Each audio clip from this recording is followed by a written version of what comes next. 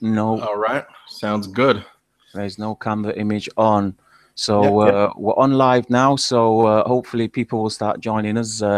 We've just started about half an hour early.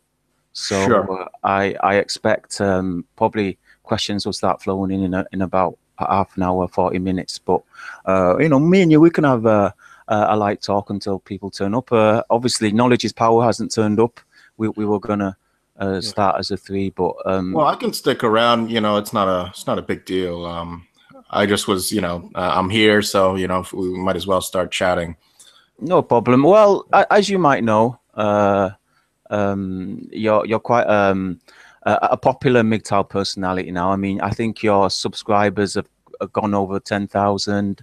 You've been on the MGTOW scene doing MGTOW content now for a number of years. You was there quite early on, before MGTOW hit the YouTube scene when it was just on the online forums and on Skype. I mean, uh,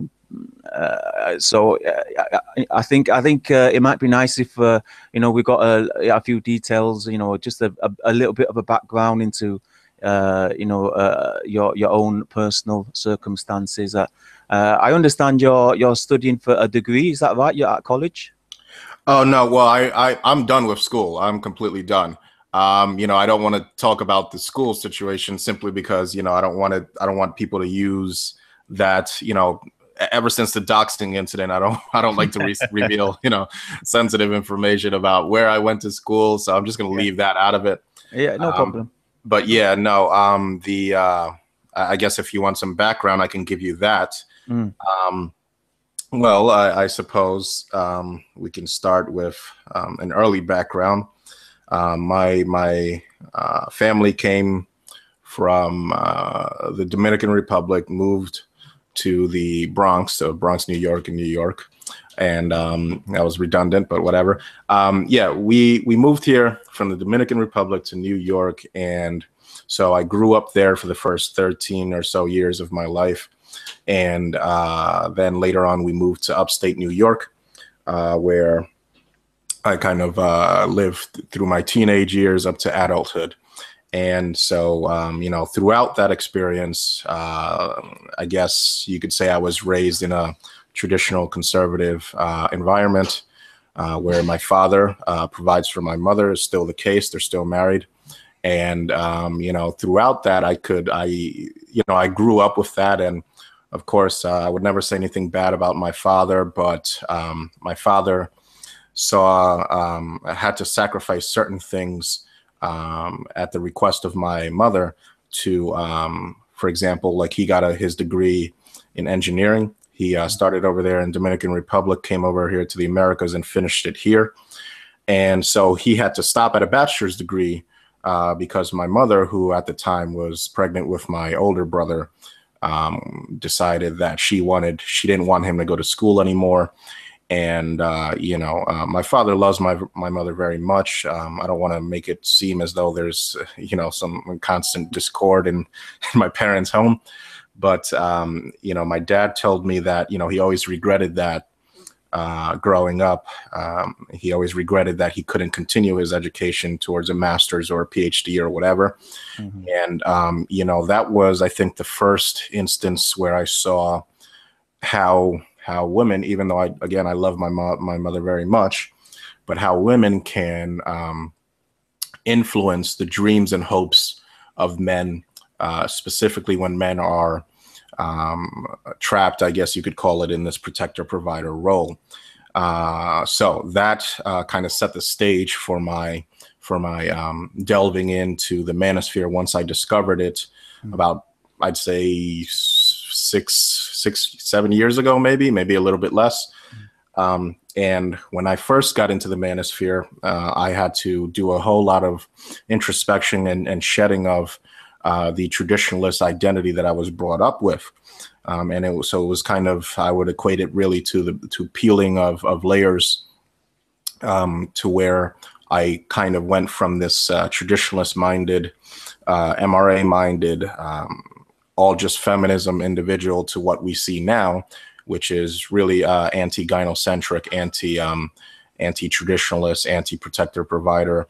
and so on and so forth. So it was a bit of a transitionary period when I first discovered the manosphere, which is still undergoing. You know, it's still going on, and I think now what MGTOW has morphed into really is just, you know, it's one of the reasons I named my site "Shedding of the Ego," because I think what MGTOW has become, as opposed to what it was if you remember the MGTOW manifesto, which was just a traditionalist creed, and slowly but surely it shed all of that and is now morphing into just an existential question in terms of what makes humanity tick and what it means to be a man. So there you are. So did you ever experience or see, you know, did you have any friends that had examples of, you know, severe gynocentric abuse, or there was some incidents? You know, normally everybody has some red pill moment, as they describe it, or some experience that was very, very, you know, full of misandry. So did you ever experience that? Several, throughout growing up, I've seen many of my friends.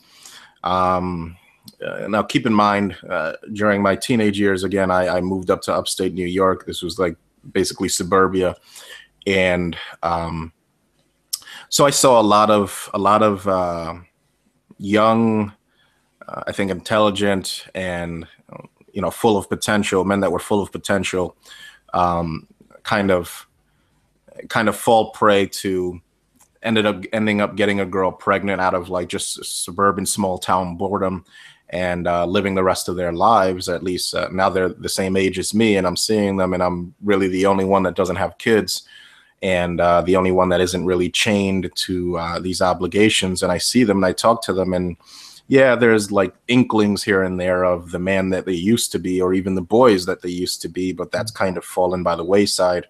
And of course they have kids, and I'm sure they love their kids, and I'm sure they think that's great, but that's all retroactive. That's all, you know, looking from the inside out. Of course, because I'm sure there's some sort of psychological guilt surrounding questioning whether or not it was a good idea to have your kids after you have them. They probably repress the thoughts that they have of what could life have been if I didn't have kids and if I focused solely on me, economically and emotionally speaking. Other than that, I saw several divorces. I, of course, just like everybody else, have had several relationships where women girls that I was dating would expose their gynocentric or misandric tendencies, and I just learned from that. Luckily, I didn't get caught in any kind of pregnancy situation or anything of that nature, so I think I lucked out in that respect. I could have certainly been one of those people that got a girl pregnant back when I was still brainwashed by traditionalism and gynocentric modes of thought. So, you know, I consider myself lucky. Well, I mean, what's your stance on that now? I mean, would you like to have children? I mean, would you? You know, it's interesting. That's an interesting question. I don't know. That is the short answer. The long answer, I've thought on for hours and hours and hours, and probably days and days, if you compile all of the time that I've devoted towards answering that question. I guess, the short answer, no, because, well, you know, I know this might sound selfish to some people, but I don't want to share the path by which I structure the raising of my children with a woman. I just don't want to. I don't think that I would ever trust a woman enough to allow her to insinuate herself onto the raising of my child, my progeny. Specifically, if it was a boy, that might sound misogynist, but it's just how I feel, and so I think it's better then that I don't reproduce, because I mean I just don't see it. Well, of course, you have to take into account all the risks associated with childbirth, with passing on your genetics these days, the child support racket, and all that. I know for a fact that I would never get married.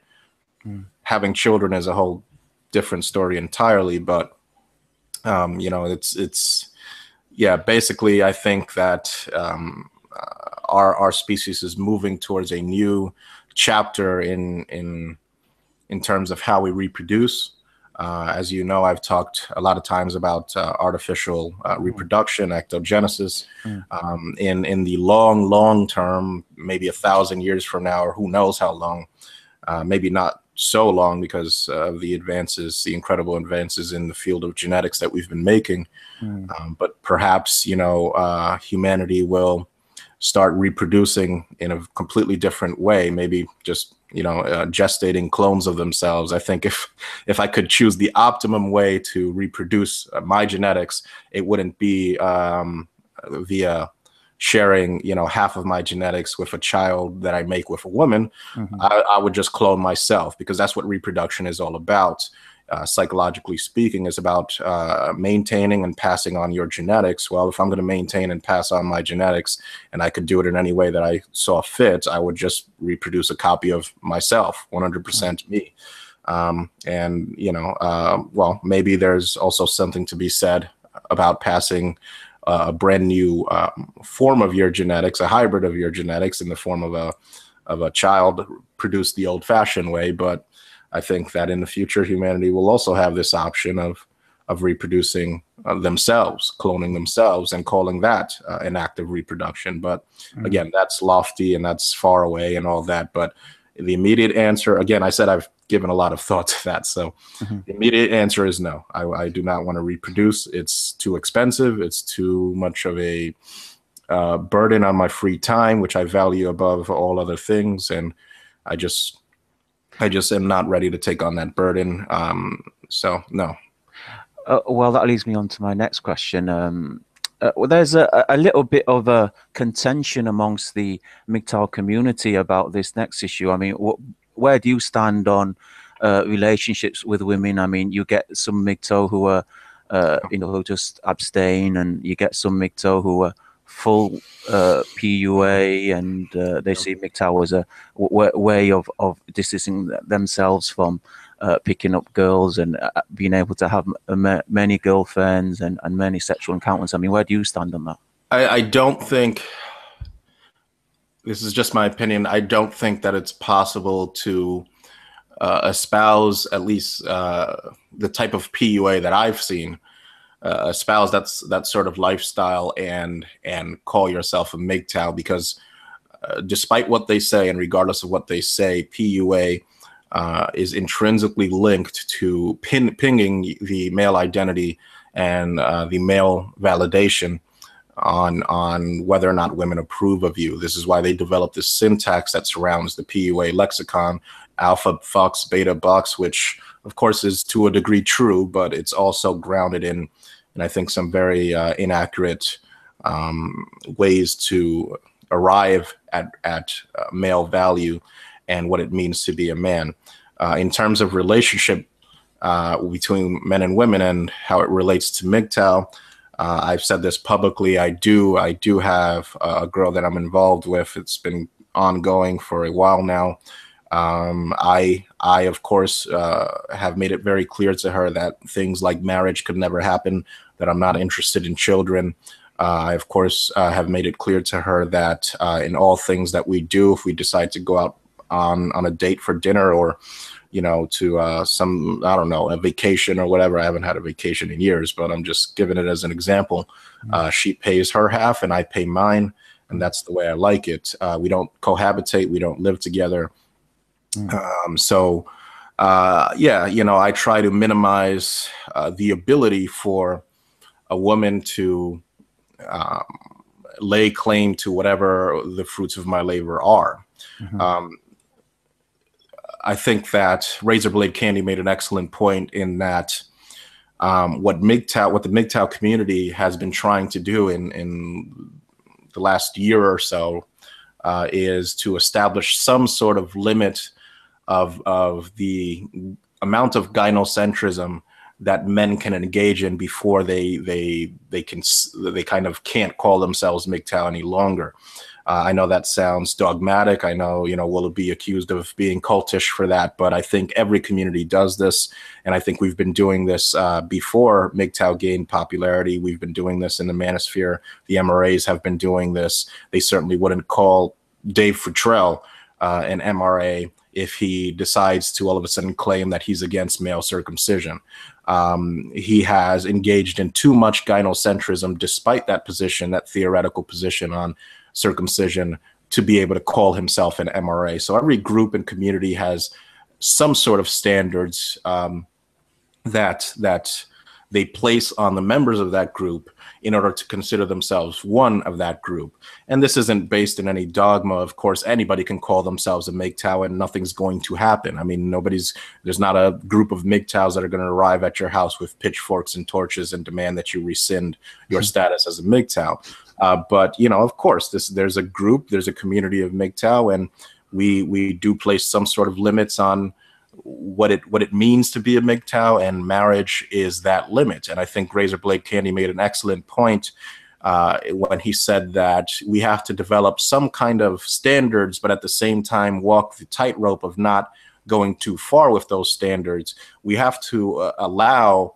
some form of gynocentrism in men who call themselves MGTOW, because of course, you know, we are all recovering gynocentrists. We are all recovering manginas to a certain degree. And so it's impossible, because of the nature of our species and the nature of male biology, to not succumb to the forces of gynocentrism on occasion. So what we're trying to do is find that balance and find where we can walk that tightrope between what determines a MGTOW and what doesn't. And yeah, you know, I mean, we're all just human beings trying to understand the universe around us, and we are all subject to the forces of our primitive desires and urges. And so we'll never completely eliminate gynocentrism, but we can give it the college try, if you want to say it that way. Well, my next question, it might be a little general, but if I put it this way, if somebody approached you, if a journalist wrote to you and asked you what MGTOW was, you know, asked you who a MGTOW was, I mean, how would you respond to that? How would you reply? Yeah. I would call it, and again, this is just my opinion, I would call it the rekindling of the male inner child. I guess I would describe it that way. You know, all of us remember a point in our childhood where we would look up at the sky with awe, you know, and be awestruck at nature, and, you know, the entire world around us was just a giant, you know, playground, but not just a playground for play, but a playground of discovery. And slowly but surely, as our penises and our, you know, bodies injected us with the hormones that dull that and kind of make the singular purpose of biological manhood to spread our seed and to impregnate women and so on, that kind of died down and died away and gave way to the limbic system and the lizard brain. And I think MGTOW is an attempt to reconvene with that state in our childhood, where girls still had cooties, you know, and we could look up at the sky or just play with a stick and, you know, and you know, use that as a spear to slay an imaginary dragon we see. So I think it's the reconvening with the male imagination and our sense of wonder. Of course, that revolves around rejecting gynocentric modes of thought and reclaiming male sovereignty, and just not allowing society to dictate to us how we act and how we think anymore. That's, I think, imperative towards rediscovering that sense of awe that we've lost in this dance of reproduction that we're all unfortunately yoked to. I hope you don't mind me saying, but it didn't sound like, just referring back to your previous question about your background, but it didn't sound like your father was a huge role model in your life. So could you tell us about some of your influences, some of your main role models? Well, you know, I want to dispel that because no, actually, my dad really, you know, is special. You know, I think he's amazing in many ways. But again, just like any man, he is subject to the forces of gynocentrism. And, you know, I think my dad is incredible And, you know, that just makes it even more hard to see him, you know, not be able to pursue what makes him happy. So, of course, everybody has some kind of issue with their parents. And, you know, I don't want to make it seem as though I'm down talking my dad. I never would, because I have an incredible amount of respect for the man. This is a man who, when I was taking calculus, would remember problems he hadn't touched in 20 years, just within minutes. Very intelligent, very smart. But again, you know, how can I really bash what my father did, because I'm here as a result. So again, I don't my dad is a huge role model for me. I just, in fact, he's so much of a role model for me that, you know, the fact that he doesn't go ahead and pursue his dreams because of, you know, on the request of my mother is just that much more astounding to me, that he wouldn't just say, you know, no, I'm doing what I want, because he's such an exemplary specimen of a man for me. I mean, my dad is really just incredible to me. But again, so there's that. In terms of role models, I don't know if I really have role models. Really? I think I just borrow from cultures and ideas that I find. You know, I take tidbits of what this person says or that person says, or I take instances of this country's culture or that country's culture, and I borrow them for myself. And you know, and then I just discard what I don't like. But I guess we can go down certain lists. Let me see. That's a good question, actually. I mean, I was a huge fan of Bob Marley and what he would say about the human condition. But then, unfortunately, I discovered that he had several quotes that pretty much glorified women to the degree that it sounded almost worshipful. And so that kind of ruined that, even though I'm a huge fan of Bob Marley. Okay, there's some kind of beeping in the background. I don't know if that's me or you. Do you hear that, Shining? Or And that don't worry, that won't be on the broadcast. That's just Google informing you or something. Okay. I instead of role models, I like to adopt from.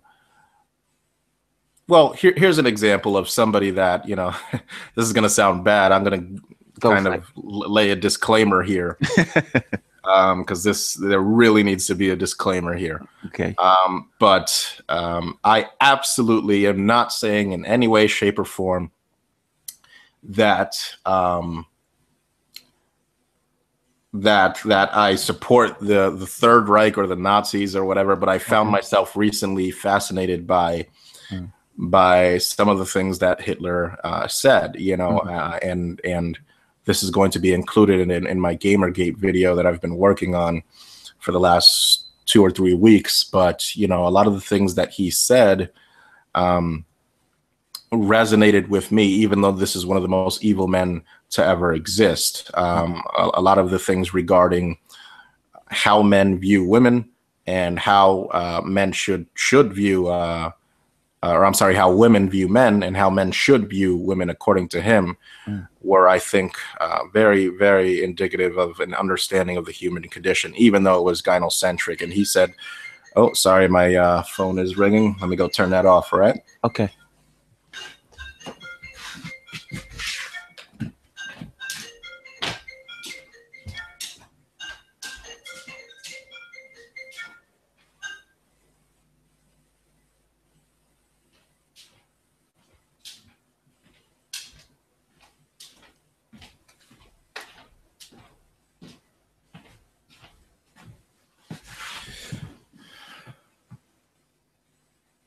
Sorry about that, Sam. Can you still hear me? No problem. Yeah, go ahead. Yeah, you was on for some of the because I think was it Hitler who said to control the men, you control the women. To control the women, you control the children. Is that something he I said? believe, yeah, I believe so. I'm pretty sure that quote was attributed to him. But I think even more interesting was a quote that I'm going to use in my Gamergate video, where Hitler said something along, I'm paraphrasing heavily here, but he said that the more intellectual a man, the less intellectual women he should select for himself, right? And I think that plays into a lot of beliefs or tendencies that men have towards women.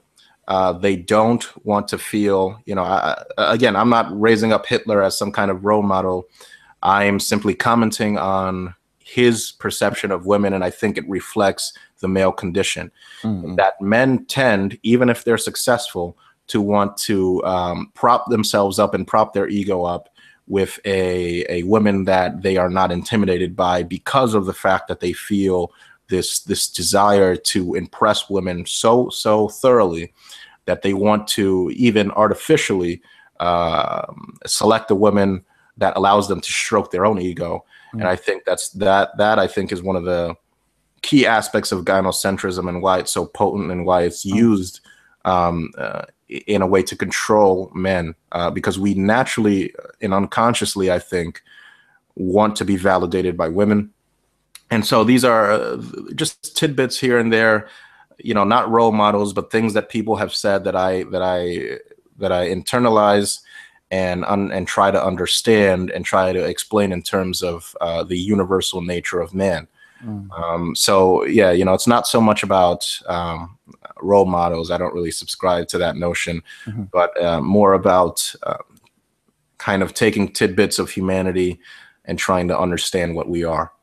Well, then certainly we're both in agreement then that the male ego, pride, often gets in the way of men, advancing, furthering them, bettering themselves. Applying that now to the MGTOW sphere, because I have found that generally amongst the MGTOW community, men are very aware of this, but considering some of the YouTube channels, I mean, YouTube itself is based upon popular culture. I mean, you're on there, you're trying to get subscribers, you're trying to get as much views as possible to get your YouTube channel huge and big. But considering that after a certain time, after a certain amount of praise, a certain amount of following, how would you, what is your opinion on the issue that channels, after they get to a certain status, a certain subscriber rate, certain view rate, that there's a danger of the channel becoming idolized, and it starts to affect the content, it starts to affect the thinking of the content maker? Yeah. Well, sure. Yeah, of course, and if this is absolutely a trend that we're going to witness. I mean, it's just unavoidable to a degree. Some people are going to be able to escape it with their channels and others are not. But unfortunately with YouTube, you either kind of hit pay dirt and become somebody like, oh God, what's this guy's name? PewDiePie or whatever. Yeah. And, kind of just make these just idiotic, imbecilic videos, and everybody just gives you millions of subscribers, or you work and scrape for subscribers, and I think the people that work and scrape for subscribers and really have to earn their subscribers are a bit more appreciative of their subscribers. And, I think that reflects in the video content that they produce. But yeah, it's just an unavoidable thing. It's going to be there. And, how do you keep yourself in check? Because obviously, I mean, you have become quite a MGTOW personality, and you are one of the largest subscribed MGTOW channels. MGTOW was never, from the beginning, it was never like a pop culture, but unfortunately, due to the growing community, to the growing interest in MGTOW, it's starting to become like that. You're starting to get MGTOW groupies, you're starting to get, people that idolize and do take other MGTOWs as role models. Whether that's a good or bad thing, that's another issue. But how do you keep yourself in check, from letting it affect you? Well, this is going to sound bad, but I tend to stay off the comment section these days. I tend to avoid all that because I think it's just better when I'm alone with my thoughts and free to just formulate my own opinions. So lately what I've been doing is I've just been kind of dipping into the manosphere, seeing what's happening, internalizing it for about a day of investigation, and then leaving it alone for 3 or 4 days so I can generate my own opinions. Of course, you have to embrace a fear of not being afraid to say things that are going to accumulate downvotes and cause a backlash. I try to get along with people the best that I can, but of course I don't shy away from controversy. And you got to keep in mind that the path that MGTOW took, this isn't just me, but this is several other YouTube content creators, Stardust, Spetsnaz, and Razorblade Candy.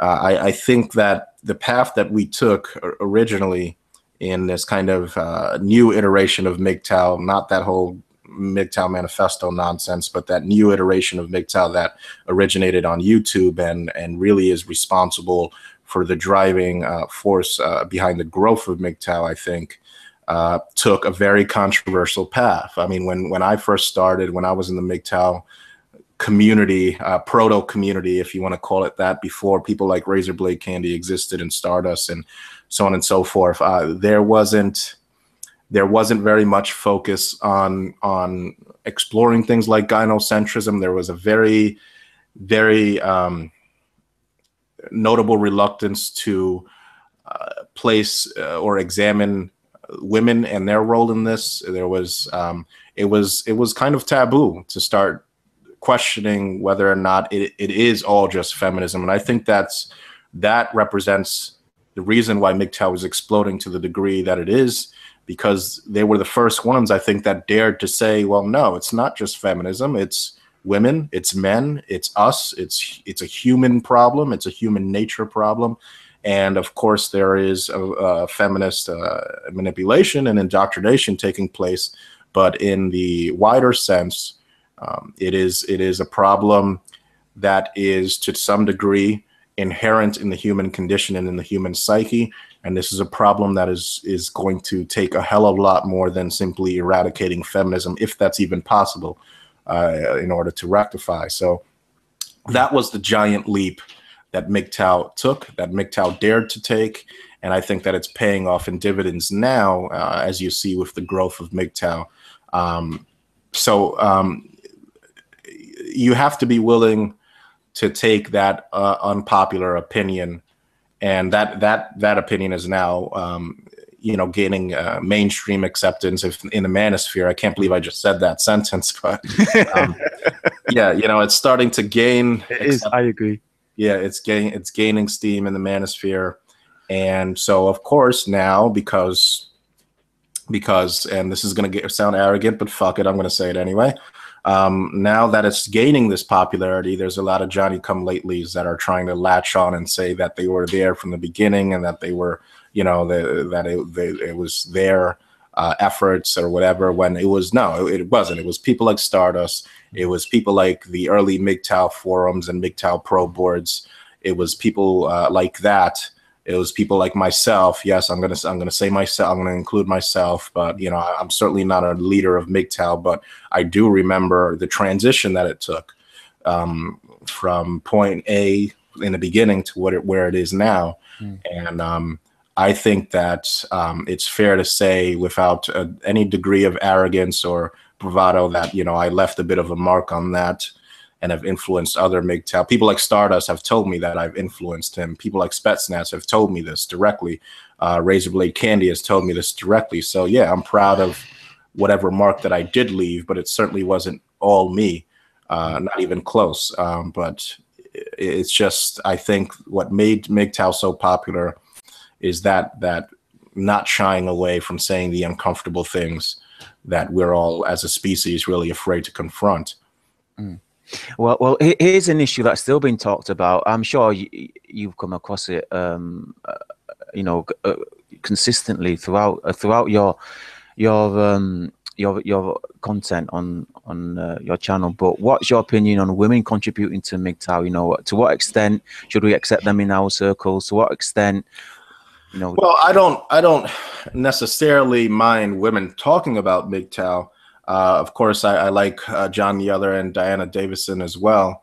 And, you know, specifically her talk about, I believe his name is Ernest Becker, has helped me really connect some points that needed connecting, and that are going to be talked about in my next video, which I'm really excited about and is going to be groundbreaking, I think. But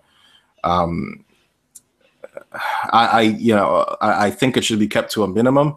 I think that men have to understand that in the long term, it is not going to be women that help us understand ourselves, but it has to come first and foremost from the minds of men. I think there really is no place for women in MGTOW other than a kind of residual or on the sideline commentary. You know, this is about men. This is for men, and it's about men. And women, at best, take a secondary role to that if they have any role whatsoever. You know, that's I think where we differ from, for example, the MRAs, who kind of welcome women, and that's fine, but that's not MGTOW. We women should the presence. I'm not even going to say influence, but the presence of women should be kept to a minimum in MGTOW. Well, what does it say about the community or the manosphere when, you know, Calvin Strawn and Feminism, LOL, they have, you know, so much more subscribers than you know, any MGTOW channel. I mean, Calvin Strawn, she outweighs Sandman by like something like 5 times the subscribers or something. Yeah, you know, Karen is, you know, I'm a fan of Karen, by the way. This isn't to be taken as an insult. Karen has earned her subscribe. Her earlier videos, I mean, you know, they were just amazing. So I can't say a bad thing about Karen. We do disagree. We've had like disagreements in comment section and stuff like that, but that's, you know, that's fine. But Karen, and really any woman involved in the manosphere who enjoys a large subscriber base, even if they did earn a portion or chunk of that subscribers and a percentage of that subscriber base with talent, like Girl Writes What did, is going to also enjoy, because of the nature of human beings and the nature of men and women, is going to enjoy a padded boost of subscribership that's really just there because the words are coming out of a woman's mouth. It's just, I mean, it's just how it is. I don't see any way around that. I don't see, you know, it's going to be the case. I don't see any kind of way to change that. Thankfully, in MGTOW, we've been able to insulate ourselves from that for the most part, but it's still going to exist. It's not going away. So yeah, that's really all there is to that. It's there, and it happened because there's really no way to stop that. We can minimize it at best. Well, let's address some of the general issues. I mean, you was there at the beginning when you know, MGTOW was still you know, in its early stages. How have you seen the community develop? How have you, you know, what changes have you seen amongst the type of men that come in and get interested in MGTOW, and where would you like to see MGTOW heading, like in the next 5-10 years possibly? Yeah. Well, in terms of changes, well, it's just become a lot less easy, although it's still prevalent, for external forces to shame us. I mean, men are starting to really embrace the notion that they don't have to listen to some idiot talking about how we're just here because we can't get laid. Of course, you still have idiots like Aaron Clary, you know, making these retarded videos about topics like that. But for the most part, MGTOW have learned, I think, to shrug it off pretty much instantly and expertly, and they don't let it affect them. I want to see MGTOW pay even less attention to attempts to shame us by not just feminists, but even denizens of the manosphere that we have been in recent conflict with. I think that, yeah, we should start embracing, what we've built here, I think we should start focusing less on debunking our detractors and more on exploring the essential nature of man. You know, I think that's what the future of MGTOW is really delving deep into what makes us tick. My roommate's here. Just give me 1 second, all right? Sure. Yeah, what's up, Michael? Just doing an interview real quick. Yeah. Yep. Sorry about that. Yeah, no problem. I mean, a lot of people, they like to compare MGTOW with the Soushaku Kodanshi's. They're often referred to as the Japanese MGTOW. I mean, do you ever see us making such an influence as a Japanese Soushaku Kodanshi's? There is a possibility that we will, but not officially. I mean, I think this has been discussed in MGTOW circles for a long time now. There are conscious MGTOW, if you want to call them that, MGTOW that know what MGTOW is, and there is then the unconscious masses, the sleeping giant that is the average everyday man that's kind of seeing that it's a scam to get married, it's a scam to protect and provide for women, it's a scam to cohabitate with women because that can then be used to extract monies from you and resources. So yeah, they're starting to see that this is this really isn't a good deal, and they're going to start to react accordingly. I always said that the end of feminism isn't going to be because Manospherians somewhere staged a protest, but the end of feminism is going to come about by men simply taking decisions within their lives that kind of stifle the ability for feminism to work via government extraction of funds by men. There's always going to be taxation of men for the comforts and luxuries that society steers towards women, but the less of that there is, the less state control that can be exerted onto men, the less men getting married, the more extreme efforts government is going to have to take in order to bind us to servitude towards women. And so, you know, it's going to manifest in one of two ways. It's going to either spell the organic adoption of society towards a more male-friendly ethic and dynamic, or it's going to be preceded by a crackdown on men and you know, more laws, bachelor taxes, which we already see, but they're just going to increase in frequency and potency. So yeah, you know, it's going to go one of either two ways. I don't think government's going to take it lying down, to be honest. And so, yeah. Well, one good thing I'd like to bring up with you is just the you know, the MGTOW Brotherhood. I think it has come a long way. I mean, just I think every week, you know, there's more and more guys coming in with very positive content, you know, bringing a very positive vibe into the Brotherhood, and the camaraderie is, you know, it's definitely there. And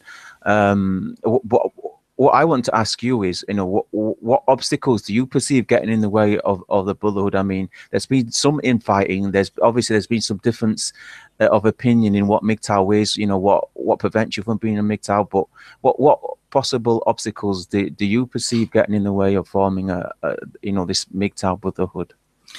Well, the fact that we're genetically hardwired to compete with each other over women, that's pretty much the main thing. MGTOW, you know, MGTOW efforts at solidarity has been likened at times to herding cats. It's not an easy thing to do. Men tend to galvanize around nation, around country, around king, around women, and reproduction and offspring, but they don't really want to galvanize around male brotherhood unless it's some kind of mission-based objective.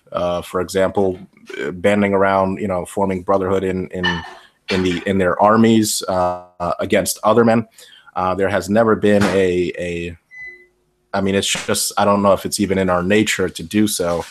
I've thought about sometimes, I mean, there's been military experiments where the the soldiers of a given army were given oxytocin, which you know, is the bonding hormone, in order to try to artificially foster brotherhood. Maybe men can combat our need to engage in dominance hierarchy against each other with some kind of chemical means. I know that sounds crazy and Frankensteinian, but I'm just you know, I'm just putting that out there.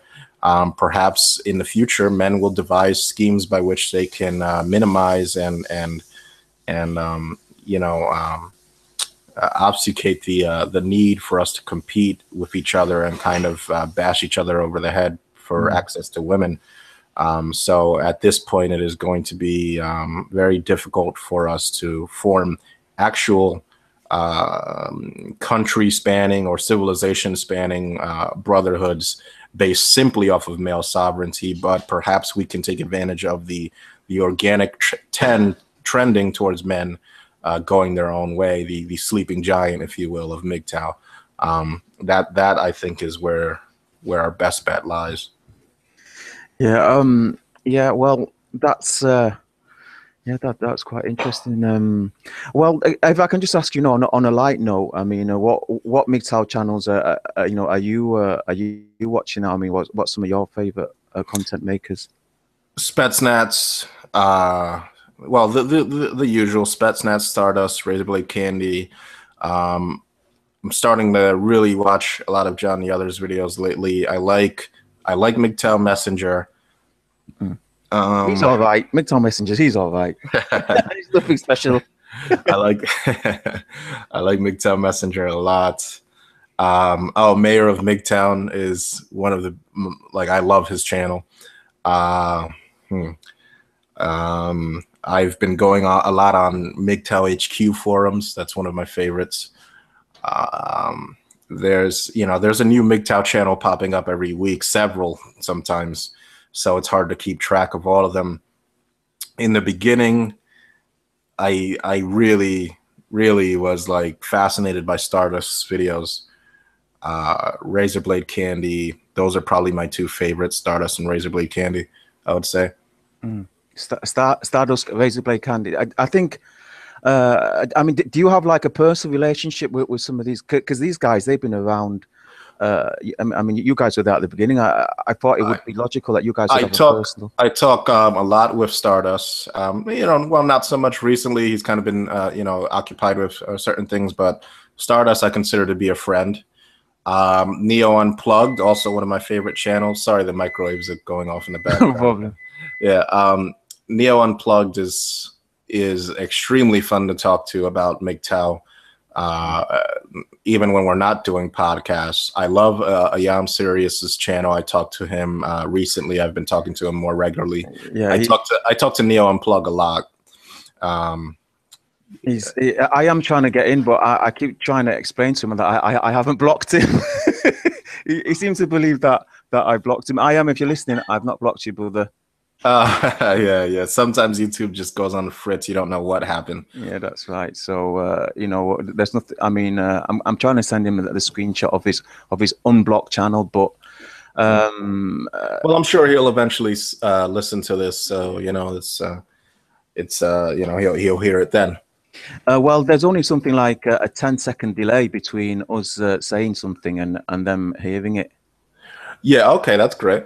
So now I honestly don't know. Is this streaming on my channel somehow? I mean, is this? No, it'll be streaming on my channel. So okay. So I'll make a you know, a video directing people towards that, and maybe I'll download it and upload it to my channel. Who knows? Yeah, that's no problem. Yeah, that's no problem. Well, if there's any like general advice you'd give to the guys in MGTOW, you know, maybe some of the younger guys that might not be able to. You know, there's sort of caught between the blue pill and the red pill. I mean, what advice would you give to some of the MGTOW guys? Well, don't get anybody pregnant. That's the first rule. Don't get married. That's the second rule. And then, you know, after that, it's pretty much a free-for-all as to how you want to explore life. I mean, we're all just in this journey of introspection and trying to make the best understanding of the world around us that we can arrive at. So I guess my best advice would be to never allow society or women or even other men to tell you that you have to do this or you have to do that, specifically when it revolves around what your masculinity is. Arrive at your own masculinity. Masculinity is I think, something special in that it doesn't revolve around our genitalia. It revolves much more around what we achieve in the real world and what we bring into existence. That's why I would consider somebody like the author of the Game of Thrones books, for example. I would consider him as an example of masculinity because he has created this detailed, rich, multifaceted, and nuanced world out of his mind. And he has left this creation where thousands, no, not thousands, but millions of other people are now kind of envisioning this world due to his efforts. And he didn't do that to get rich. He didn't do that to impress a woman. Or at least, I can't get into his mind, but I'm speculating that. He did it because he enjoyed it. And that, I think, is the pinnacle of masculinity, when you do something you're interested in. I would consider him. Uh-oh, I think we have some reverb. Yeah, knowledge, you've got some, you've got your TV on, brother. Multifaceted and nuanced world out of his mind. Yeah, you need to close that window there, thank you. Barbara, I don't know if you've met Knowledge is Power and Niko. Due to his efforts. And he didn't do that. Come on, Knowledge. That's such an amateur thing to do. It's all right. It's all right. Mistakes happen. Well, Niko, he's quite new. He's a fairly new. He's just come into the into the MGTOW content making scene. Yes, Niko, I've seen some of your videos. Very good, by the way. Very good. You want to introduce yourself, Niko? Man, I keep muting Knowledge. I'm sorry. Hi. Thanks, man. Thanks. Much appreciated. Man, it's such an honor. I don't do this kind of thing. I kind of feel stressed for talking to you. It's because you brought me. Not at all. Not at all, man. It's not. Not even necessary. It's we're all just trying to understand the world around us, and I consider you a comrade in arms in doing so. So let's explore together, friend. Content making scene. Yes, Niko, I've seen some of your videos. Very good. Knowledge, can you speak? I'm sure. Let's get Knowledge established, and so I don't have to hear myself talk any longer. I don't, particularly, I seem to blab. Yeah, Knowledge, you need to close that YouTube video. Yeah, sorry, Niko, you go ahead. I'll let you take the floor. Should I invite Ayam in this here? I don't know how to do that. I'm very bad at this. I've been doing this for ages, but I'm bad at this. Invite who? Ayam. Oh, yeah, I'm serious? Yes, man. Sure. Yeah, get him in here. I've sent him an invitation. He's coming in. Good. All right. Hey, what's up, guys? Can you guys? I can't. So I don't have to hear myself talk any longer. I don't. Knowledge, have you got the YouTube video up? Yeah, sorry, Niko, you go ahead. I'll let you take it. Yeah. Should I invite? Hey, guys. I'm very bad at this. I've been doing this for ages. Guys. We are now under a female cyber attack of our MGTOW talk. So I think that's what's going on there. Patrol has amassed. I think that's what's happening. I think it's okay now. I think Knowledge has turned his volume down and put his headset on, I presume. Headset's on. Well, all you have to do is just press mute. And no. On the channel. Yeah, but then. Hey guys. Knowledge. Man, it's like we've never used YouTube before. All of us are just newbies to this. Oh man. Good. Okay, so what do we talk? Let me. Some of the guys were asking questions, and I think Shining actually addressed the questions that people were asking. Not all of them. Oh, Ayam. Welcome, brother. Oh, now let's see his Indonesian internet. No, he's got audio problems now, is he? Hello. That's fine. Oh, there we go. Oh, Hey, man. Hey.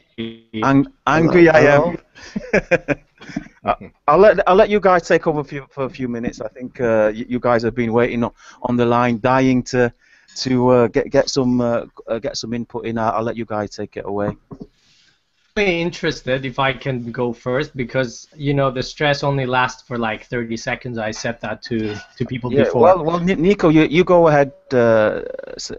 Did you want to say something? Yeah, I wanted to ask. Well, the two major points that I keep getting from your videos, dude, is the shedding the ego, which I find very trying to do my own version of it, and male mother need. Those two concepts, and I just want you to give me your 2 cents on that, if you can. I can't go into too much detail because this is a heavy topic that I'm I'm going to talk about in my next video. Male mother need, and so I really want to save all that for the next video because it's going to be big and it's going to be. I'm very excited about it. So I'm going to kind of refrain from going into too much detail. But essentially, as you know, it's basically this giant chasm that men have within themselves, revolving around the fact that we understand things like mortality at a much earlier age than women, and if they do at all.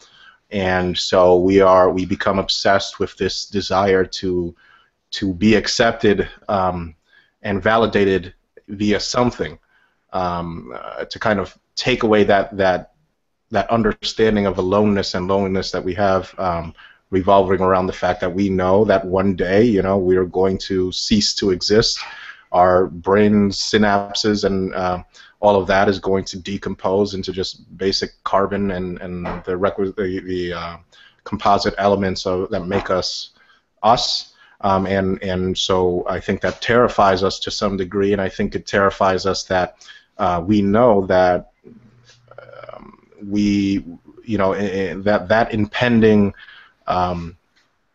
journey that we all have to take is slowly becoming closer and closer, and while we're here, we also are not accepted and viewed as full human beings, and I think that really irks us, psychologically speaking, and I think that kind of terrifies men, and so I think we find ways to replace that, and many times that takes the form of an obsessive need for validation from women and gynocentric thoughts and behaviors. Yeah, I mean, I think it revolves around that feeling of aloneness that we all understand to a much higher degree than women. I mean, I think, unfortunately, because Stardust has talked about this, there are systems in place where women are much more encouraged to believe in false, fairy tale-listic, if that's a word, things and ideas. Men are not afforded that luxury of allowing us to push away those thoughts of mortality and so in hopes of coping with that, we seek validation and we seek to ping our identities towards things that can confer, at least appear to confer, immortality, and that of course is all tied up in reproduction and the golden uterus, if you will. Yeah. Babar, men are terrified. Men are fucking terrified. Yeah. They are. I agree. And I was gonna say, in the past there were. Well, I will speak about ancient Greece. There was always this idea of maybe living after your death.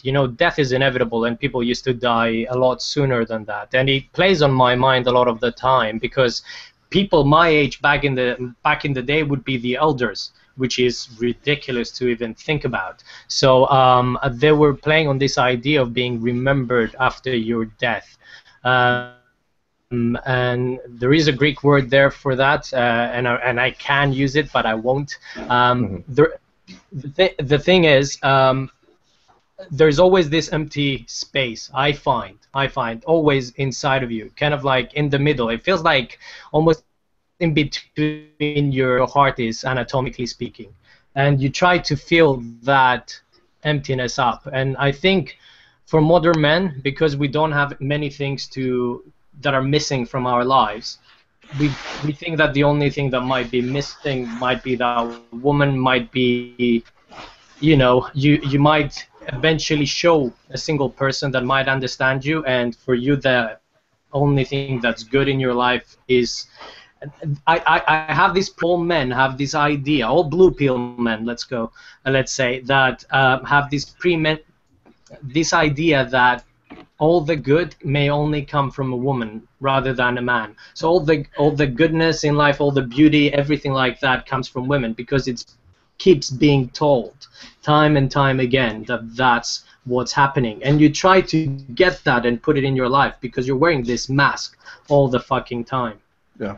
Well, that mask is there not just because we choose to don that mask, but because it, well, you know, it's tied up in survivability. I mean, you have to kind of, just to exist in modern civilization, you have to wear some kind of mask. You have to follow, you know, rules of conduct that you really probably wouldn't want to follow if you if you had the choice. But the result is social ostracization, and so you kind of have to put on a mask to some degree just to live within modern society. But yeah, you know, men have this cavernous, gaping hole that they don't want to address, and they're very scared of even acknowledging its existence. I was thinking that perhaps in the future we could experiment with pills or substances that eliminate libido, and so we won't have that desire. Maybe, I mean, this is the only way that I can see men confronting this cavernous hole that they have on a large scale. I think that if we removed our obsession with the female, then we would have no other choice but to look at that hole and explore it and delve into it.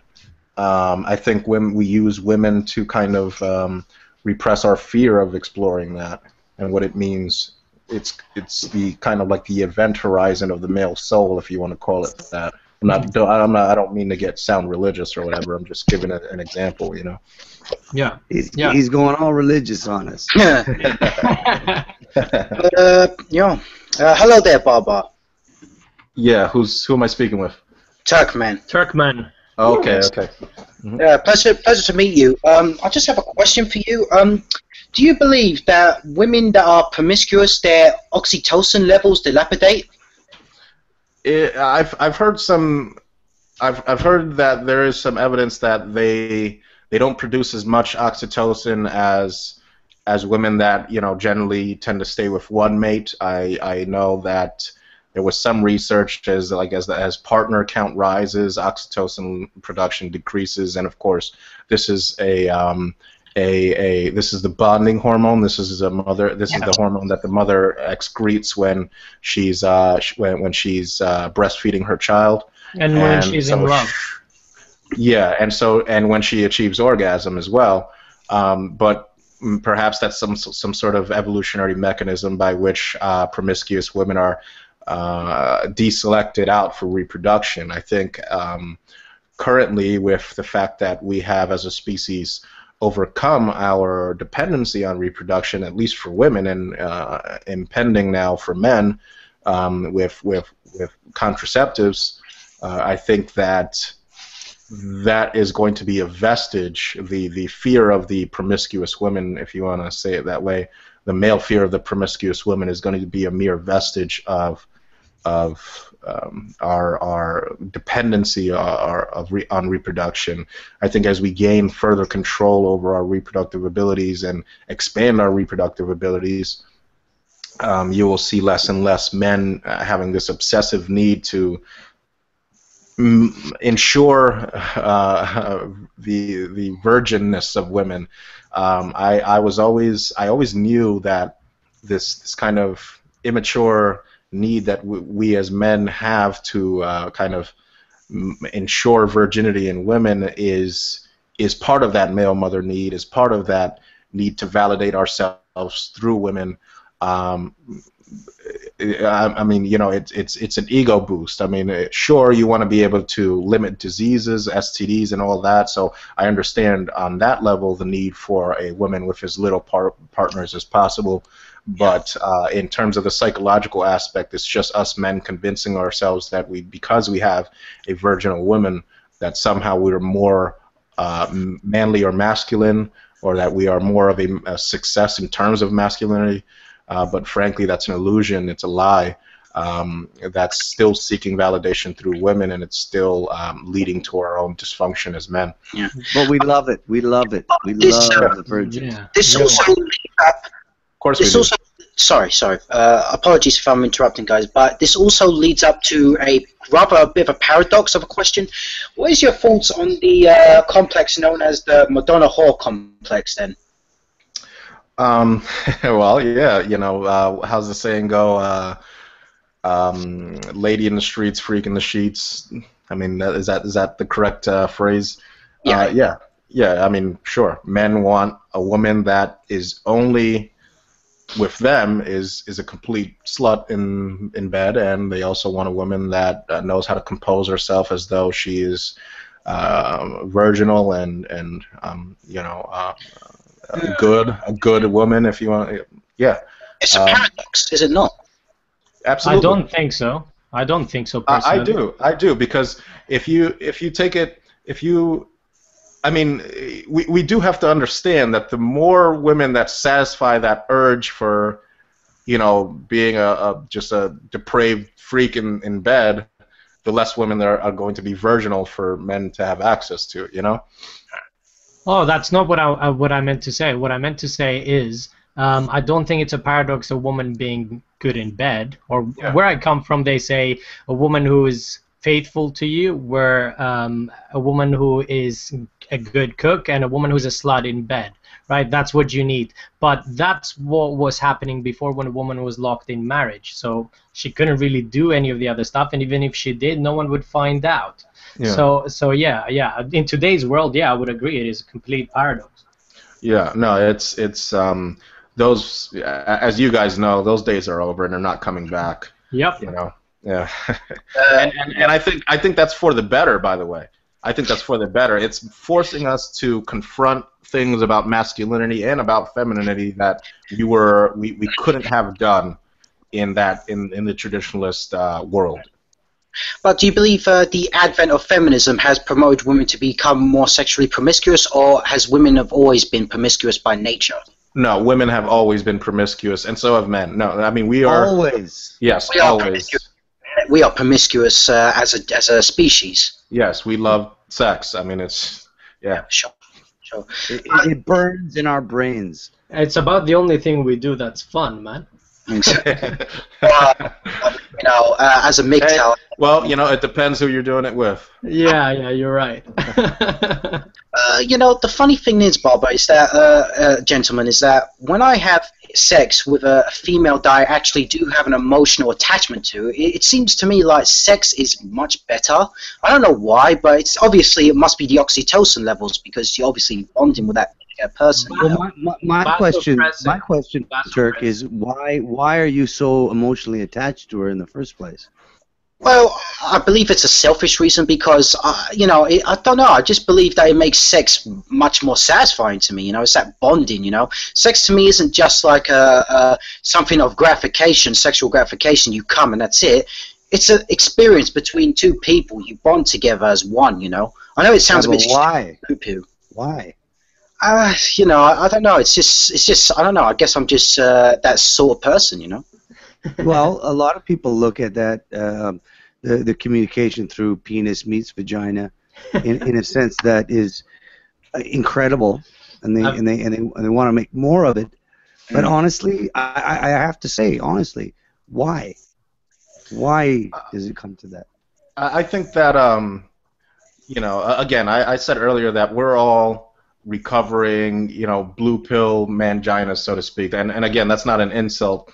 That is a fact, right? We all have some tendency towards engaging in this gynocentric mode of thought, but I think there's some powerful forces that we can't minimize here, and that's the fact that, biochemically speaking, when you're having these feelings of love, it's literally an addictive process that you can't. I mean, biochemically speaking, there's a lot of dopamine, there's a lot of serotonin and oxytocin, and all of these hormones converging and working in concert to make you feel the experience that we call love. I mean, it's literally something that your body is working against you. I mean, in order to foment this illusion of closeness, but it's all just biochemical. It can be, as a matter of fact, many times with the use of ecstasy. In studies revolving marriage counseling, they have been able to literally simulate through the use of ecstasy, which of course is going to release all sorts of neurotransmitters, dopamine included. I know that drug, man. I know yeah. Well, as you know, it's going to simulate feelings of closeness, feelings of love that are indistinguishable sometimes to the human mind.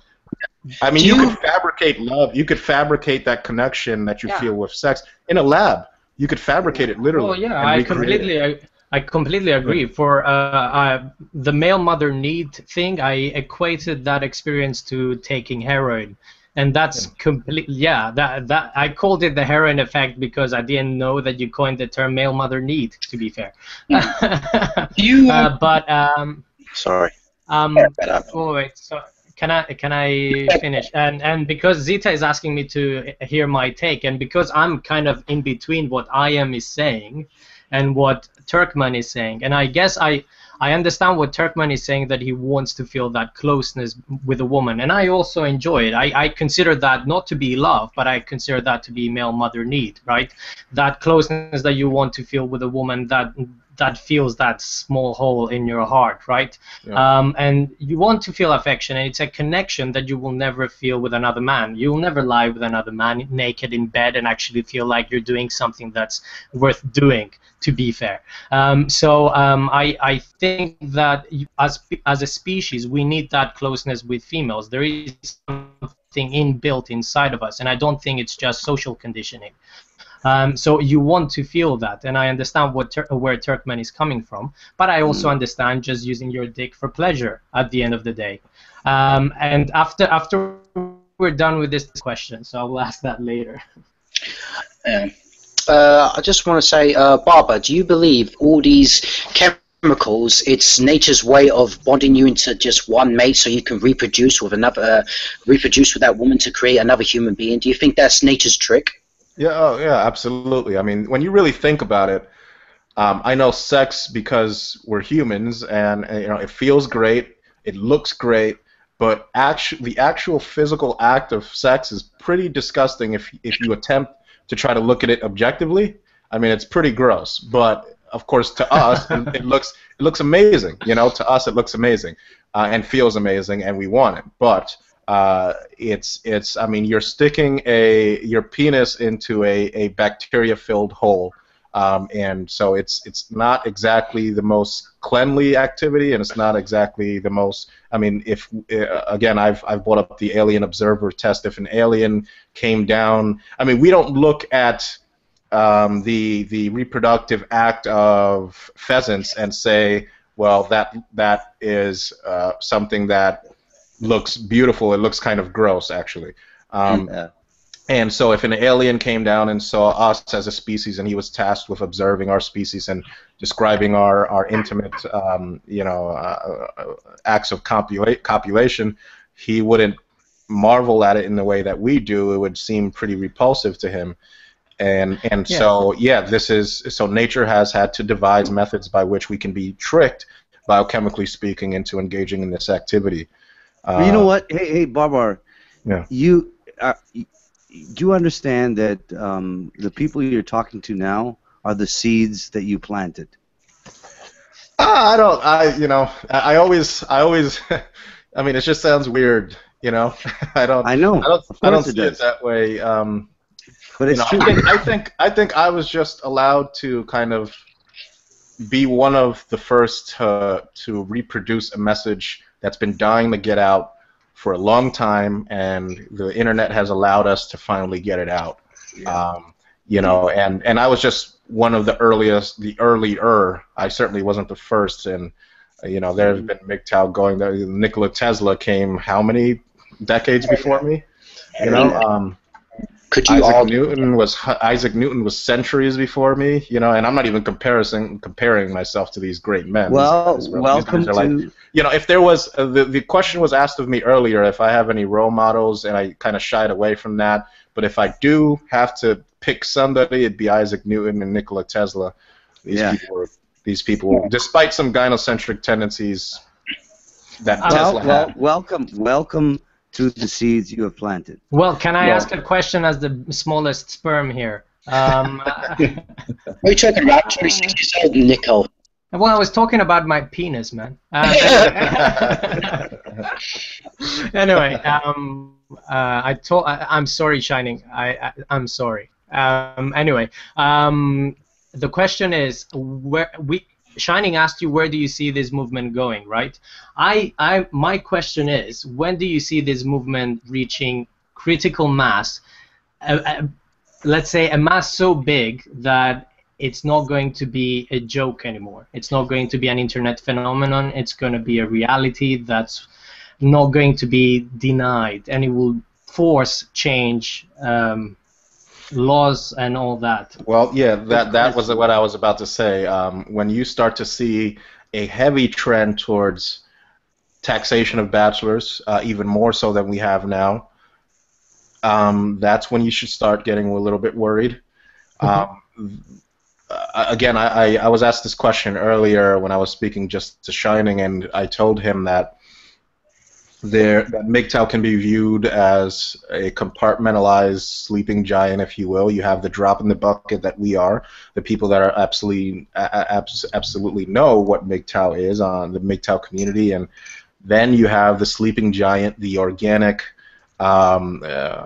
atomic bomb, if you will, that's just lying in wait to be triggered by external societal factors and forces that are going to cause men to increasingly, and we already see this happening to a degree, and it's happened with the herbivore men in Japan to a degree that the government is now panicking. I wouldn't liken them 100% to MGTOW, but they're very similar, and they're behaving the way that they do for very similar reasons.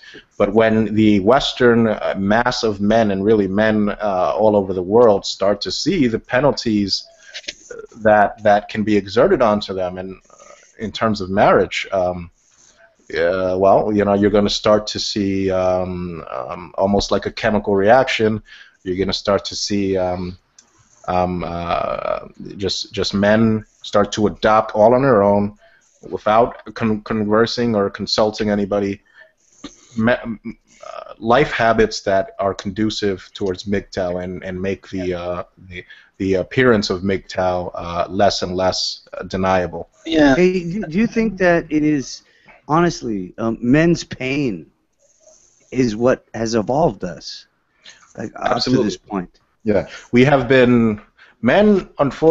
Well, I don't know if we should say unfortunately or fortunately, maybe a little bit of both. But men, unfortunately and fortunately, are baptized in the fire at a much earlier age than women. Some women are never baptized in the fire at all. What do I mean by baptized in the fire? Well, what we were discussing earlier, that feeling, that realization of stark aloneness. That is going to be what's the phrase? Life's a bitch and then you die. Yeah. That kind of encapsulates it perfectly. Yeah. That you know, the realization as boys when we're on the playground in our first shoving match that the universe doesn't give a shit about us. Yes. I'm not even saying. I know I might sound angry, but I'm actually saying that pretty objectively and calmly. That's a fact. That's a fact. And men confront this fact at a much earlier age, and so they are baptized in the fire, and you know, so they run from that, but they also embrace it. I think knowledge is power. I had a question. Did you want to ask something, brother? Yeah, I had a question I want to get your thoughts on this whole thing. So right now, MGTOW, you could say, is in the minority, even though that you can assume that there are a lot more people who are living the lifestyle without necessarily expressing it. So with it being inevitable that there are going to be bachelor taxes if we ever become the majority, They're going to be extra bachelor taxes, and they're going to make us pay for this, in a sense. Is it necessarily such a bad thing if we have blue pill guys still left over? Yeah, I think it is. I think it is because, yeah, you know, there's a part of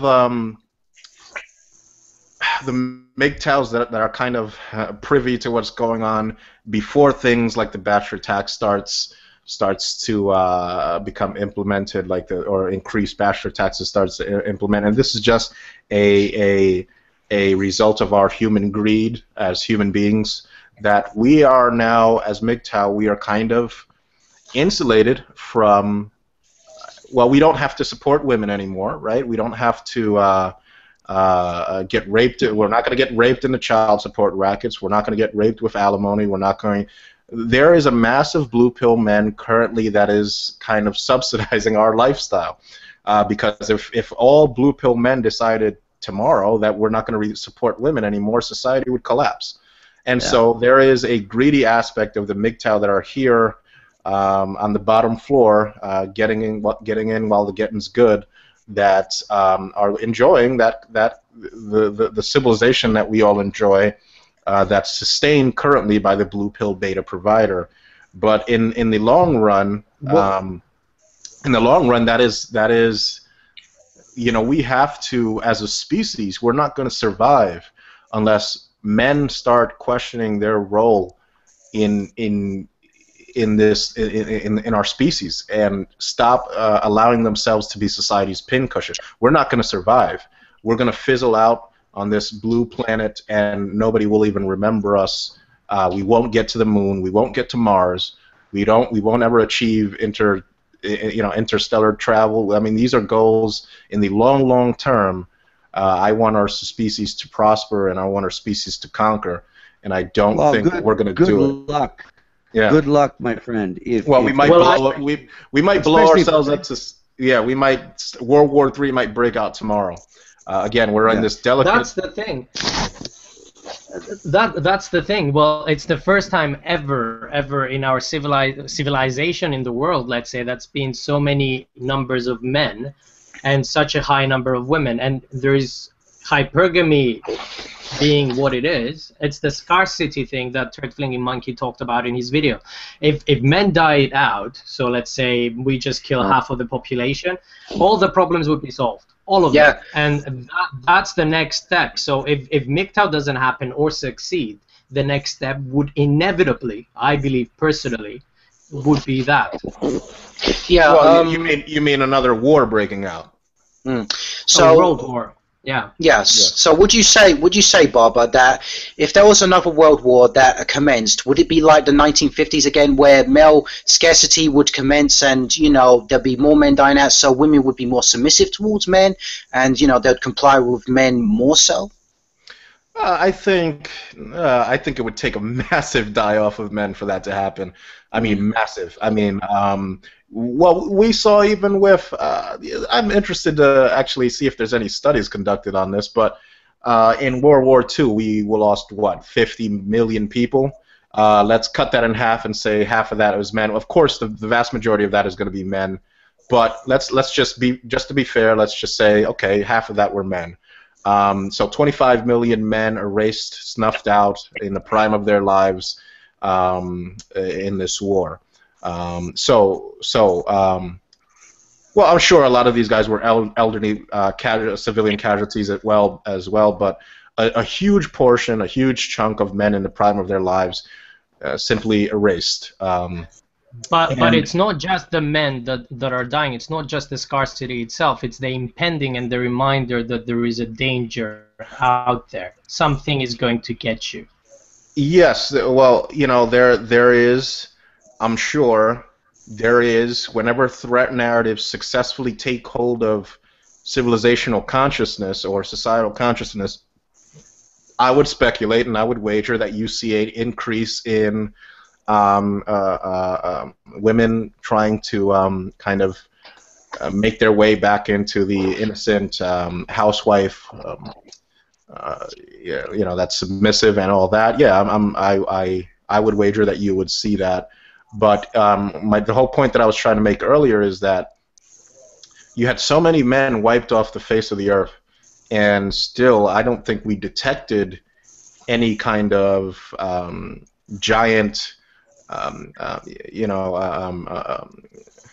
guess, a spike in the value of men, societally and civilizationally speaking. As a matter of fact, just 2 decades, not even 2 decades after World War II, we saw the feminist movement start, and that was ushered in probably by unprecedented wealth and prosperity in America. But still, I mean, we lost not even 2 decades ago.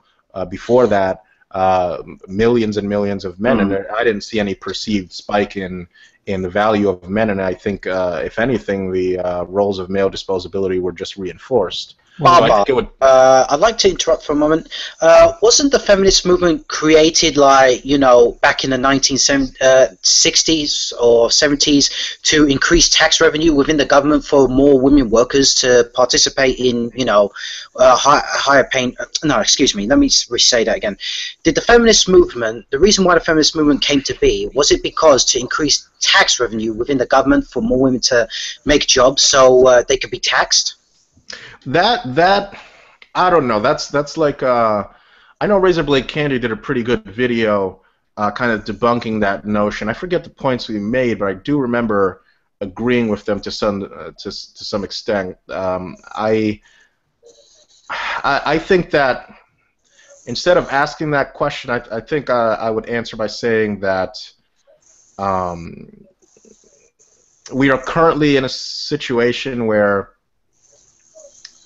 I guess I could say maybe that before women were entering into the workplace in mass in the 1960s, and keep in mind the feminist movement had been going on in different stages and waves way before the 1960s with the suffragettes and all that. But I think that the way it was in the 1950s, and when it was kind of like just the man was responsible for providing and all of that, it certainly was possible that it created a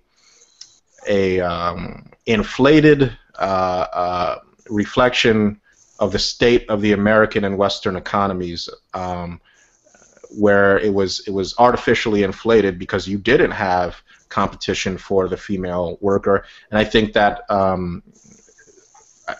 we're also still currently this desire that we have to have the men provide is leading to a artificially inflated state of our economy, because if men and women really were competing with each other, we would see a completely different economy. If men didn't feel the need or burden to provide for women, what would our economy look like? I think it would look a lot differently. Oh yeah, man, absolutely, abso-fucking-lutely. Look, men, this is the thing. We see our economy and our culture and the infrastructure of the lives that we live, and we look back and we see that it was a man that built it. There's no exactly what you're talking about, Barbara. The women don't push the economy. Women have never driven economy, ever. I think directly they haven't. I think they push the economy in the sense that men build things for women, because all these skyscrapers that we see, sure, it came from some engineer that designed it. It came from some men that were building mixing the concrete and pouring the concrete and placing the steel where it needs to go and building the foundation for our skyscrapers and our modern civilization. But they're doing it, a lot of them, because they have a woman back home that they have to support. Oh, so, yeah. They're an indirect driver of civilization and our economies. But I think that if that was done away with magically somehow tomorrow, what would our economy be like? And I think that's a question that men have to confront. I'm guessing. Oops. Think about. I guess I want to pose a question to you guys. Think about, okay, let's say you were stranded on an island, you had enough game to survive, you had enough wood to build a cabin, you had enough to just subsist and live your days out on a beautiful Caribbean island that nobody knows about. how much extra? I mean, are you going to build anything extra? You know, no, you're really not. So a lot of the crowning achievements of our civilization, unfortunately, have been even unconsciously derived from our need to spend our excess labor after we set up our cabin, so to speak. You know, which Absolutely. is, you know, Yeah. on women. And so we need to confront that as men and kind of build a civilization where we don't, where the accomplishments of humanity are not pinged towards how many times a man can stick their collective dicks in women's collective vaginas. I mean, it just needs to. We need to develop a new means by which we can structure our civilization and achieve things for the sake of achieving them. Absolutely. I just want to say at this point about the waiting for a war to happen so there can be a mass genocide of men. I think that's quite a drastic viewpoint on trying to raise the value of men. But I'm not advertising for it. I'm just saying. No. Let's be clear. Nobody here is advertising for a mass genocide of men to make it easier for us. You know? That's what it sounded like. No, I didn't. Yeah. Only to you, brother. Only to you, Shani. All right. Well, I think Zeta Society. I think he's been quite patient. He's wanting to say something. No, we've moved on. I was interested. And hello, Bar. It's an honor, man. How you doing? I am doing pretty good, man. No, I was just questioning about going back to you know, about the sex part, and I had a question about post-coital clarity, which you had mentioned in one of your videos. But we're off topic here, man. I'm still. No, that's fine. That's fine. Well, you know, we're just talking here, so. Yeah. No, you're on a roll there, so keep going, guys. Well, no, Zeta, was that your question? I'm sorry, did he want to make a point, or, I mean, did you want to ask a question? No, I don't have a point at this time, guy. Okay, I thought you were asking me a question about post-coital clarity. Yeah. Well, dude, do you want me to? I think what he's possibly trying to say, and I'll mention the dick part so that we can get back to the sex, all right? So yeah, so let's just do it like that. I think he was trying maybe to mention straight after you have sex with a woman, right? There is because we talked with a lot of men. After you ejaculate, your brain clears, and then you have either a need for affection, either a need for, either you become sad for no apparent reason. There is a clarity. You feel vulnerable, is what I'm going to say. Yeah. I mean, there's usually I just want a sandwich, you know, but like, yeah, I just yeah, like I think that takes several forms. Sometimes you just want to be left alone. Well, a lot of times, sometimes you do want to indulge. This is gonna make me sound like a huge pussy, but whatever. You do want to just, I guess, cuddle with the girl you're with. You know what I mean? But you know, it's just sometimes you just want to just relax and play video games, and you know, I don't know. I mean, but there is a clarity there that you're like, okay, well, you know, I got that out of my system. Now I want to go do man stuff, you know. Oh God! Yeah. The concept of ejaculation for men, the moment it happens, men don't talk about it. They don't want to talk about it. You know, it's. Or do you want to talk about my ejaculation feelings? I can do the sounds if you want. But I think we'll pass. I am heard that. Okay. Well, yeah. Well, Ayam might be into that. Who knows? Yeah, maybe. No. But as long as Shining's got his asshole wide open. Hey, I think there's an. Well, you can see I didn't block you. I think an apology is in order. Immortal Mick is asking, actually, because I'm looking at the chat, he's asking, is it common to actually feel shame straight after having sex? I feel that personally, Immortal, if you're listening to this, I feel shame only at the times when I was indulging too much into porn. The fuck am I watching? So yeah, I felt pretty ashamed then, but not really after sex for me. No, I don't feel shame. I just feel like I just want to have something to eat afterwards. You know, just hang around with the girl that I had sex with and just have something to eat, like pizza, order a pizza or something. Well, Does you she know not what? make you a sandwich? But that's the thing. That's the thing, guys. Every time you come, you have no energy left. So keep it to yourself. Bring it. Well, yeah, and obviously the reason why you feel hungry, most guys, I guess some guys feel hungry afterwards, is to replenish that energy. Yes. So don't give that to them. There's a thing going around called NoFap. Do any of you guys care to explain this to me? I don't know the exact details. I mean, is it related to this topic or? No flap diet? Did I just hear? No, NoFap. I guess people, men refrain from masturbation, and they say it gives them all sorts of energetic boosts, and you know, it's like a thing, you know. I have to say, there is a classic old boxing saying that, you know, if you refrain from sex, you do have stronger legs, like, you know, strong legs, you know, not weak legs. You know? It's because they're getting ready. Yeah. Well, men don't like to admit the fact that when they come, it fucks them up, man. Physically. So men don't like to admit it, but hey, man, when you do it, you're sacrificing a lot of your energy. Well, because I guess the sperm it contains a lot of protein and all that sort of thing, doesn't it? I guess. Yeah. Well, not only that, but I mean, testosterone.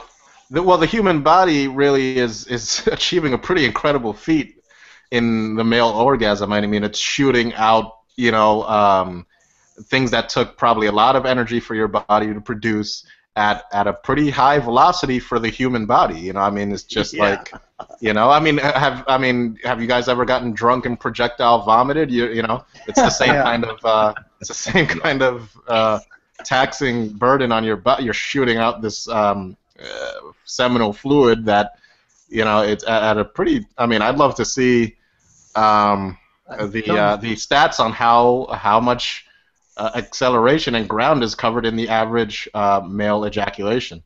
Oh, the women love it. They love it. Yeah. The average ground it takes, why? Do they have to walk to collect it or wipe it off? I don't understand. Well, no, I'm saying how much distance is covered, like how much distance is covered, like, I don't know if you guys ever seen the Guinness Book of World Records where those guys measure how much those, like, carnival people can squirt milk through their eye sockets or something. Like, what the hell? I don't know if you guys have ever seen this, Yeah. Yeah, that's thing. Do you believe, Barbara, that male aggression, high aggression, is well connected with high intense sexual needs? I don't know, honestly. I mean, I might be able to answer that. No, I can prove that in a second. Do monks kill each other all the time? Do monks go to war or attack people? Monks are the only people that we know who are men who don't have sex or ejaculate at all. Yeah. I have yet to find a Buddhist. No, Rob. What I'm saying is, like, a person, an individual that has high aggression is an aggressive individual. Do you believe that correlates with a high sex drive? I think it might much. I think it might correlate with higher testosterone, but I think that there's a misunderstanding especially in terms of how feminists frame it, in what we define as aggression. Aggression doesn't have to be violent. It can be a doctor pioneering a new surgery. It can be a scientist discovering, some new technology that revolutionizes humanity as we know it. Aggression doesn't always equate to violence, but sometimes it does. Taken out of context a lot, isn't it, the term? Yeah, well, they've actually done studies on that. I'm sorry to throw a medical thing. They've done studies on that, and testosterone levels are not at all directly related to aggression or anything of the sort. It's not an aggression hormone. Testosterone just keeps you being a man. Otherwise, the estrogen wins. It's as simple as that. And some people have more than others. I was under the impression that, for example, if you feed a bull testosterone, he tends to act more aggressively. Am I incorrect on that? Well, has anybody here ever injected steroids? I haven't personally, no.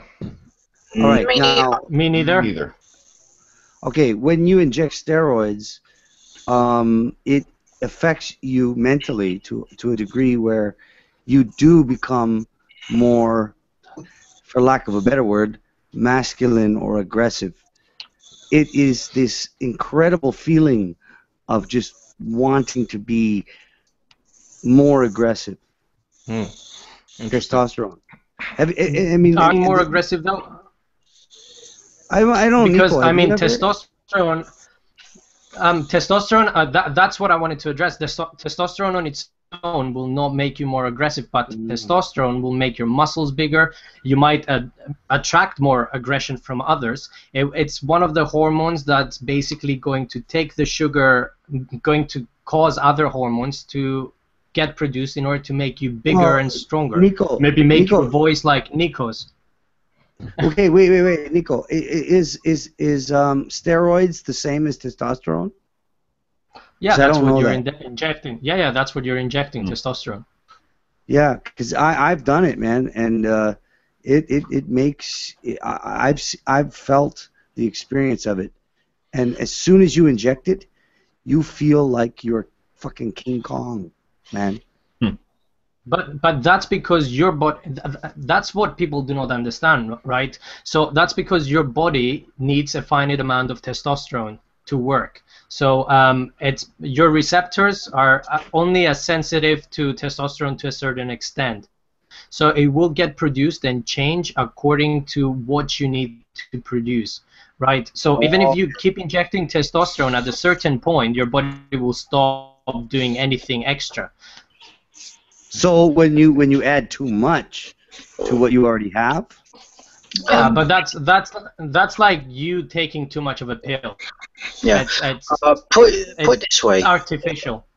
When you inject too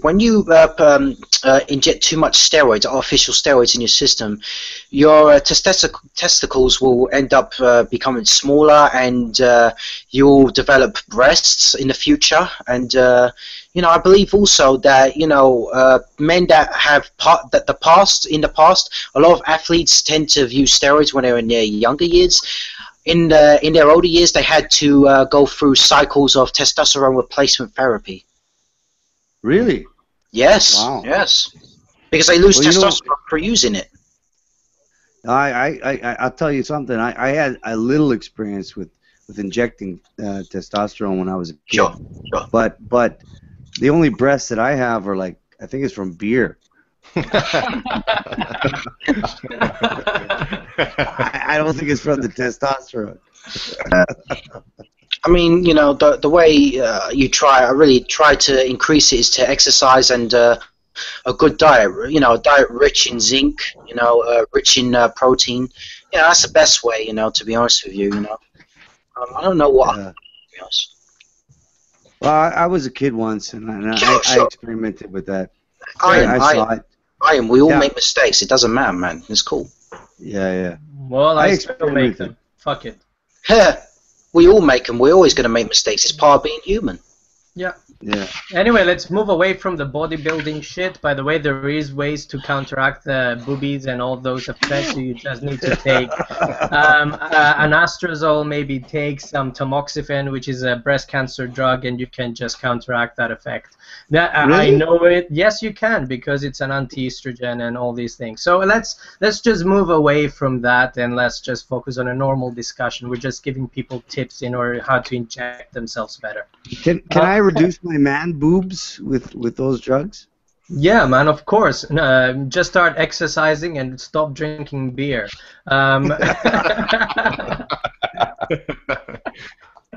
But no, if you inject them now, I don't think it will make any difference. It's to prevent them, but once you have boobies, you have boobies. Oh God, too bad.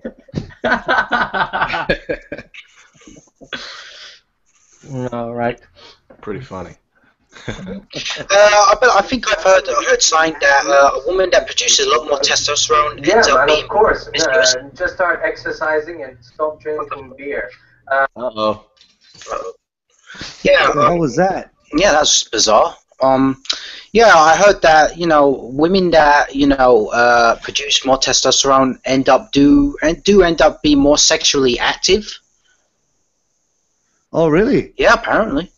Oh yeah, yeah. Oh, I can say this. Oh, let's go into this. Yes, when women inject themselves with testosterone, yeah, they're getting an exceedingly, let's say, close to male sex drive, because the hormone, the neurotransmitter. Okay, let's say hormones in your brain can also be neurotransmitters as well. So it's the same as vasopressin is an antidiuretic hormone. It makes you not pee, right? But it's also the neurotransmitter in men that actually makes you fall in love by some strange reason. So Wow. when women inject themselves with testosterone, testosterone is the main driving force for libido. So then they're getting almost, let's say, the exact same amount that men are getting, and they just become very promiscuous by default. So yeah, you can blame that on testosterone if you want. Yeah, yeah, yeah. Yeah, sure. That's incredible. Wow. Yeah, it's part of, yeah. I think the best people to ask this question are transgenders, okay, who are going through this hormonal therapy. Because I know FTMs, or female-to-male transgenders, that have been taking steroids or testosterone, and over a period of time, and then they stopped, but they did develop all the male physical features, you know, facial hair, okay, the reduction in breasts. There's a lot to be learned there, guys. You know, with this kind of questioning, I find. And you know, it's funny. My question is why. What provokes a person to do that in the first place? Oh man, this is a question. It's obviously like a mental. You know, I don't want to sound too controversial, but I believe that any individual, whether it's a man or a woman, a man that wants to be a woman or a woman that wants to be a man, it's got to be some kind of mental disease, because you know you're already predetermined. I mean, you obviously, like, you know, got hormones of a woman when you're a woman. Why on earth would you want to be a man? It's got to be some sort of mental affliction. Well, I think it's like maybe like a. I would say, you know, well, first I want to put to rest this kind of I think it's based in failed science. This speculation that, for example, there's being gay is something that's genetically immutable. I think that sure, it maybe have something. It may have something to do with biology. It may be something. For example, if a woman is, or a female fetus is exposed to too many androgens in the womb, it could manifest possibly in a woman who is a little bit more hirsute and hairy, and you know, also manifest psychologically speaking as a woman who tends to display behaviors that are characteristic of men. But I don't know. I mean, if there's some kind of genetic cause, then I want to see. I mean, we can point to a gene and says this gene codes for this behavior sometimes, but we haven't arrived at that. So I think if there is, yeah, if we don't have it, and so I think if there's a genetic cause, we have yet to discover it. But I'm not ruling out that there's a biological cause that we just aren't aware of yet. But also there has to be some sort of environmental factors at play, because twins, of course, some twins turn out, you know, identical twins, not fraternal, turn out to be, one turns out to be gay, another one turns out to be heterosexual. Yeah. So if it was a purely genetic cause, then we would see. It's not just a genetic cause, and I'm gonna. Okay, so there's been a number of things that have linked this, and why am I talking about this? But anyway, there's been a number of things that that have linked this behavior, let's say, to either the mother having too many children, or like too many children in the family. It seems to be something like that brings about this being gay, and they've done studies on this. If your family is too fertile, then there's a higher chance that one of your children will be gay. All right, so that happens, and they don't know exactly what. And another thing that we don't know about. We think that DNA is a finite, fixed thing, and only mutations happen, and that's how cancer happens and all these things. But the DNA, there is what they call epigenetics, and if Dark Knight was here, he would have been a lot better than me in explaining this. So things in your environment, anything like that, can make genes that are already sitting there and not doing much just click and start coming together and start being active. So there is a lot of things that are in play, and I don't think we will ever fully understand it unless we get better technology. Well, there's things I know a bit about epigenetics as well. Not I'm certainly a layman, but from what I understand, there's things like the chemical processes known as histone deacetylation, where certain molecules or certain chemical interactions cause the histones to squeeze more tightly on chromosomal DNA, and that changes the expression of a certain gene, and that is influenced by environment. But I think that there has to be some sort of innate biological characteristics. I'm sure there could be studies done where twins that pretty much have the same upbringing still have these differences in sexual orientation. It's a lot of, well, we have a long ways to go before we start figuring out. Well, it's not just that what you said. And I'm if you're a layman, that's a fucking big word to use. That's very. I've never used words like this when I make videos, and I'm a fucking doctor, man. Way to go. There is genes, and I remember when I was doing my one of my degrees, the genes are read, let's say, when the ribosomes go over the DNA and the RNA, let's say, from left to right. But they've discovered there is these weird proteins that can read the DNA the other way around as well, and that codes for a completely different gene. So there is a lot of shit that we don't know. A lot of shit that we don't know. Yeah, I think it's going to be hundreds, maybe thousands of years before we completely understand the relationship that human beings have with their DNA. I think we're just barely scratching the surface. Yeah, but unfortunately, Barbar, it's only like 2 more years that we have to deal with people saying that they are a minority and they need to be protected and respected in the world. What do you mean by 2 more years? Well, all I'm saying is that, I mean, come on. In the reality we live in, we have people on the internet saying, I am a minority. Yeah. And I am a man that is a woman, and you need to make comic books about me. Yeah, this is, well, I hate when, especially in the manosphere, I hate when we ascribe this behavior to tribes, right? So when we see this behavior, we say, oh, these are the social justice warriors. No, this behavior that we see is a manifestation of human nature. Social justice warriors cannot compete. I've talked about this in a previous video. They cannot compete in a cutthroat, meritocracy-based situation or environment. Thus, they have to find other ways to eat, to sustain themselves, and they do this by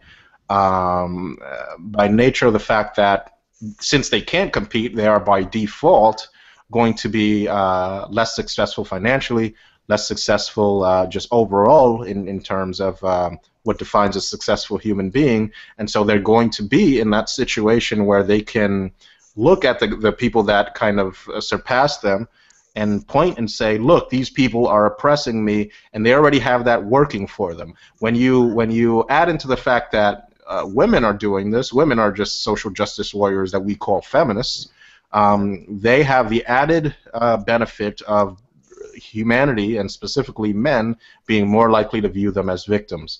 How does it come to a society that funnels money into the pockets of these people? Well, yeah, it's a long process where first off, sufficient wealth has to be generated. We saw this in Rome, where slave labor kind of supplanted male Roman labor, Roman nobles didn't have to work, and they had plenty of slaves, and so the women started. The women didn't have to be subject to male authority as much. They even had a little bit of access to politics, political influence, from what I understand, and so we started to see a smaller feminist movement develop there. But I think here in post-industrial revolution, you need unprecedented wealth and prosperity that is enough so that women don't have to, spend a shitload of time washing and cleaning and tending to the 8 kids that you had to tend plow the fields and tend the farm or whatever, and not enough prosperity and wealth where men don't have to work anymore. And so that creates that creates kind of a perfect storm of conditions that allows women and also other groups that for whatever reasons have not can lay claim to this victimhood status. That's how we start funneling money to them. I mean, we start by generating enough wealth so that we have the luxury of victim classes, and then we start infusing them with cash. It's kind of a you got to keep in mind that the human animal is designed, civilization is designed to set up in a way that funnels the most amount of resources to the most amount of members of our species as a almost communistic survival mechanism, and thus human beings are naturally going to be inclined towards funneling resources towards what the groups that we perceive as less fortunate or less capable. That is going to be, of course, almost default. It's going to be women and whatever minority groups that you have in that particular civilization. It could be in our civilization. It could be blacks, Hispanics, and so on and so forth. In Indonesia, Ayam, I know you talked about there's a lot of racism between Chinese and Indonesian natives. Yeah. And this is another topic that I want to go into, is how feminists use different groups of men, different racial groups of men, to kind of play them off against each other while extracting the most amount of resources from both of these groups. White men in particular are portrayed as the default enemy, the default person that feminist women, which by the way are majority white, want to leech off of an attack. And then blacks are kind of portrayed as the hostage class that they exploit in order to gin up more sympathy and to gin up more moral, to allow them to be perceived as being on their moral high horse. They kind of want to champion. It's the sickest joke, man. Yeah, it is. It is. Okay, we've got a question from TFM. He's asking Baba, what happened when the MGTOW went from being a TradCon offshoot of the MRM to its current form?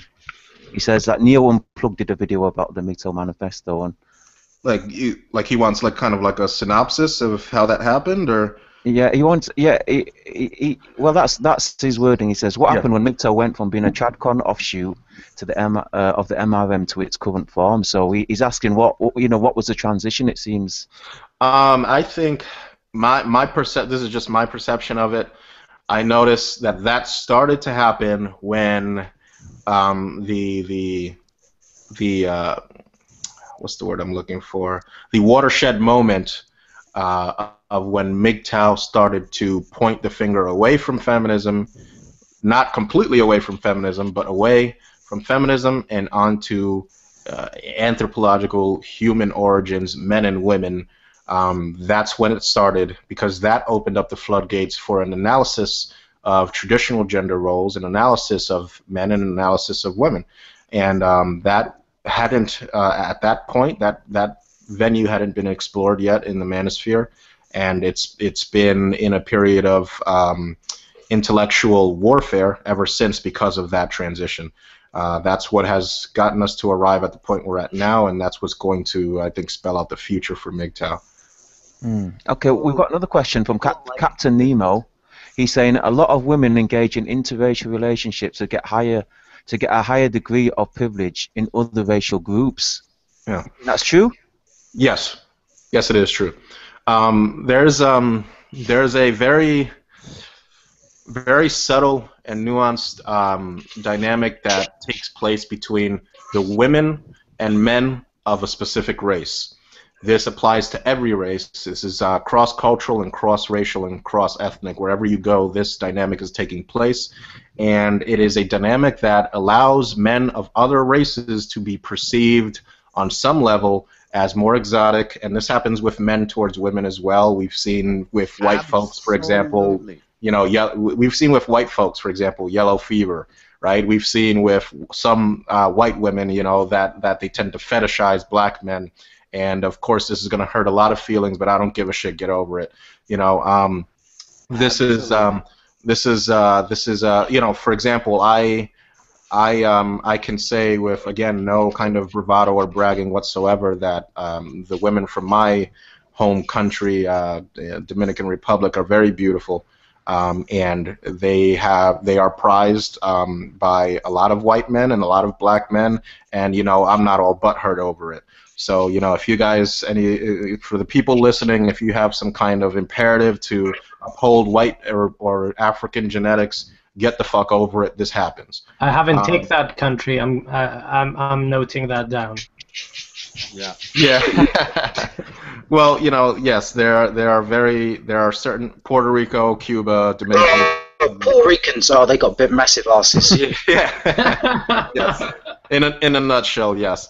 So I don't get bent out of shape when men are of different races or ethnicities are banging Hispanic women, and I ask for the same kindness in return. So there's always this dynamic going on between the men of a specific race or ethnicity, where the men are perceiving men outside of that group as a threat to, quote, their women. I put that in quotations, their women. They literally perceive it as though these women are their property.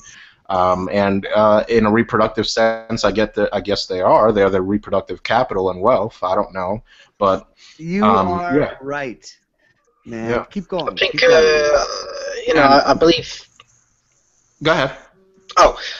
When you say that, Barbara, I believe that the reason why they think that it's their women is because when their woman goes out and has relations with a man of a different race, they see that as a threat to their somewhat to their race sort of thing, I guess. It's multifaceted. It's to their race, but it really isn't. Because the whole identification that they have with their race is still based on the perpetuation of their genetics. They identify with their race because they perceive it as almost as though, on a much wider scale, almost as though at least something similar to my genetics is being passed on, so long as the women stay within our race. Well, oh my God, you said it exactly. Yeah, and there is one less oven to cook their children. That's fact. Exactly, and so they see this, So and again, I really find it disgusting. Specifically, like how in particular the dynamic between white men and black men in North America, which is what I'm most familiar with.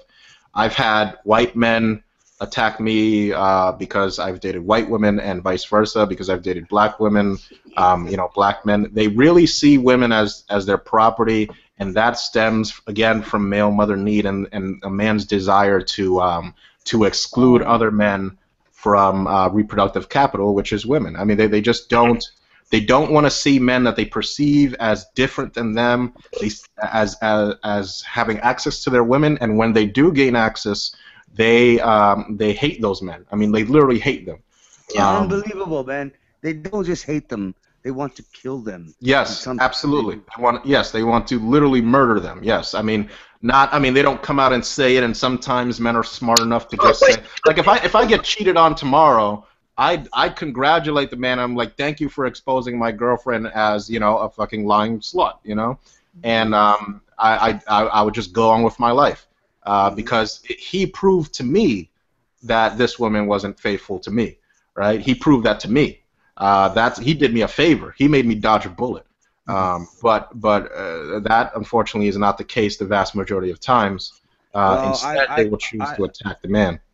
I've given a lot of favors to a lot of men, married men, and they never actually shook my hand for it. Yeah, you know, marriage in itself, it goes against human biology, does it not? I think to a degree it does, and to a degree it doesn't. It is a survival mechanism. It is a structure. It's something that we have built in order to pass on not only genetic legacy but economic legacy, and you know, because of that, we have we've developed this institution of marriage that lets us most efficiently ensure that a man's seed in every respect is being passed on.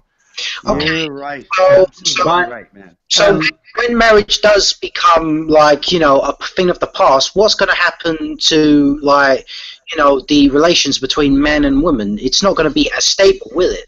Well, that's when it gets interesting. Yeah. Well, that's all I have to say about that. Well, what does marriage mean now anyway? I don't believe marriage means absolutely anything. At the end of the day, it means a lie, a comfortable lie. That's what it's just a piece of paper, man, and the woman can just rip it up whenever she wants. You can't because you lose. Well, you know, not only that, but you get ripped apart through family court, don't you? Exactly. So it doesn't mean anything at the end of the day. If you want, I think all men want that romantic idea of a marriage where you have one person who is with you and continues to be faithful with you. But that's what a girlfriend is if she's doing what she wants. Can I interrupt for a second? I saw a message. I guess two people, Turd Flinging Monkey and somebody else, are saying that they can't listen into the call. And it says, I can't listen into the call either. If you upload the Hangout to YouTube, I'll check it out later. Is anybody having problems hearing what we're discussing? No, man. No. Well, I'm talking about the audience. Though. No. Everyone is listening. What Turd Flinging Monkey means is that he's not home, and so he can't listen to it. Something like that. I see. Okay, I just wanted to make sure, because, you know, I'm enjoying the discussion. So get TFM in here, man. We need TFM. We tried, man. We tried. You know. He's fucking awesome. He's got great ideas. Oh man. Yeah, good guy. And it's rare to get a group of men. But we were discussing with Ayam and Ayam and Zita this morning, I think, during my studying session. Anyway, we were discussing that there is no more male spaces left, and I think Barbarossa, I don't know what's happening in North America because I'm not there, and I come from a completely different cultural background. So from my point of view, I go and create my own male space. I talk shit, and then people walk away. So I have the privacy of talking however I want to with my mates. But is that the case also in North America? About male spaces and the evaporation of sex spaces? Can you have an honest discussion with another man in public? Less and less. Less and less. Much less. It's an eroding thing, Niko. It's eroding gradually, and I'm seeing this year by year. And what we're doing here is the revival of that male space that's been around for I think, especially in North America, I just wanted to comment on this. Especially in North America, there is almost a hypersensitivity. You can't even. Sometimes, you know, you can have friends that you've been friends with for years, and if you put your arm around them the wrong way after sharing drinks, they tense up almost. You know. It's even down to the touch. It's even down to not being able to touch your own friend in Brotherhood, you know? You have just described the city of Toronto. What the hell, man? It's sad because, you know, it's like within my culture, I'm Turkish. Like, you know, within our culture, we're a little bit more tactile as far as friendship goes. You know, if we're friends, you know, if two Turkish men are friends, they would, you know, hug each other and kiss each other on the cheek. You know, that's how much we bond. It's like a brotherhood, you know. It's that's unheard of here in North America. I slap my friends' asses all the time. Oh wow, on purpose. I even and you know, in public, and people are looking at me funny. But you know what? If there is a trust between men, you can have fun and do whatever the fuck you want at the end of the day. It's like there's almost like a homophobia about it, you know. It's like if you kiss your friend on the cheek and you hug them, it's like, are you gay? It's almost like this hyper masculine sort of attitude towards it. It's like, well, I'll tell you guys a quick story if you don't mind. You know, and we could, you know, I wanted to talk about that later. But you know, in our I was raised in a traditionalist upbringing and even had, you know, internalized a lot of homophobic thoughts, and I think it was the manosphere that allowed me to get rid of those. But I'll tell you a quick story, kind of unrelated, but still pertaining to homophobia. I remember this was back when Barbarossa would still venture into the nightlife of New York and attempt to go clubbing. This was years and years ago. So we would go clubbing with my friends and stuff, and we were all just trying to get laid and get as drunk as possible. And so we would go, and you know, I remember we were driving around one day, still sober at this point. Don't drink and drive, people. So we spotted these girls, right? And spotted these girls, and they wave us over, and they're like, "Oh yeah, you know, you want to go to the club with us?" We're like, "Fuck it, let's go." And so we follow them to a club, and as we're going in, I had a friend, his name was Lewis, and I'm like, "Oh yeah, Lewis, let's have fun, let's have fun." So I put my arm around him, and he's like, "Dude, back up, you know, I'm not gay." I'm like, "Are you fucking kidding me, right?" So I'm like, but no, that's not the end of the story. I'll keep going here. So I'm like freaked out. I'm like, "Okay, Lewis, whatever." So I had a beer in my hand, so I didn't really care. I was just like, "Screw it, I'm gonna get drunk." We get into this club, right? We get into this club, and we're just kind of hanging out, doing our thing, and we were again, you know, we were drinking, and we were. You know, at that point we had gotten a little bit intoxicated, and we start looking around, and we're like, "Fuck, man, I think this is a gay club." So these chicks led us to a gay club, right? Where it was like more, it was weird because there was more lesbians than actual gay men in there, and we didn't just like walk in there and be confronted with like straight up hardcore dudes kissing each other everywhere, right? So otherwise we would have vacated like immediately, right? So so once it starts realizing, and once it starts piercing the fuzz of intoxication that we're in like a gay club, we're like, "Fuck, man, we got to get out of here." And the one guy, Lewis, he was the one who wanted to stay, even though I couldn't put my arm around him without him like accusing me of being gay, you know? Man, I used to pick girls up at gay clubs. I mean, that's because I think their defenses are down there, so you could just have a chat with them. Gay clubs are excellent places to pick chicks up, by the way, guys. If you want to go and you can handle what you're seeing. Well, I haven't been clubbing in many years, and I certainly, if I ever wanted to go back, I'm not going to start with a gay club, but you know, to each his own. You know, I mean, I'm not knocking it. That's where you want to go pick up chicks. More power to you. Well, gays are starting to hang out in straight clubs now too. In the city that I live in, it's becoming commonplace. So that whole barrier of gay clubs only, I'm seeing the disappearance of that. So can we call that evolving? Well, it's natural considering the relaxed attitudes we have towards gay people nowadays. You know, they're more relaxed. Even gay men don't have their space. Even gay men don't have their space anymore. Well, there's another aspect that I wanted to discuss about how gay men are used as feminism and women's kitchen bitch. Essentially, I mean, they're exploited by women who try to lay claim to the gay man in order to, I think, in my opinion, control masculinity that is out of their control. Gay men hate hanging out with women, man.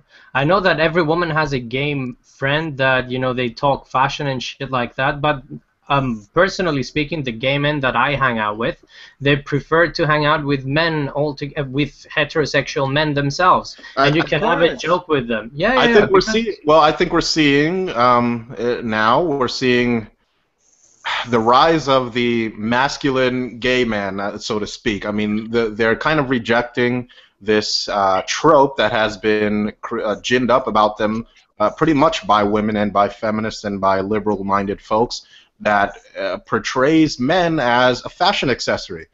Gay men as a fashion accessory. I think they're starting to reject that. What's the term? Fag hag? Yeah, yeah.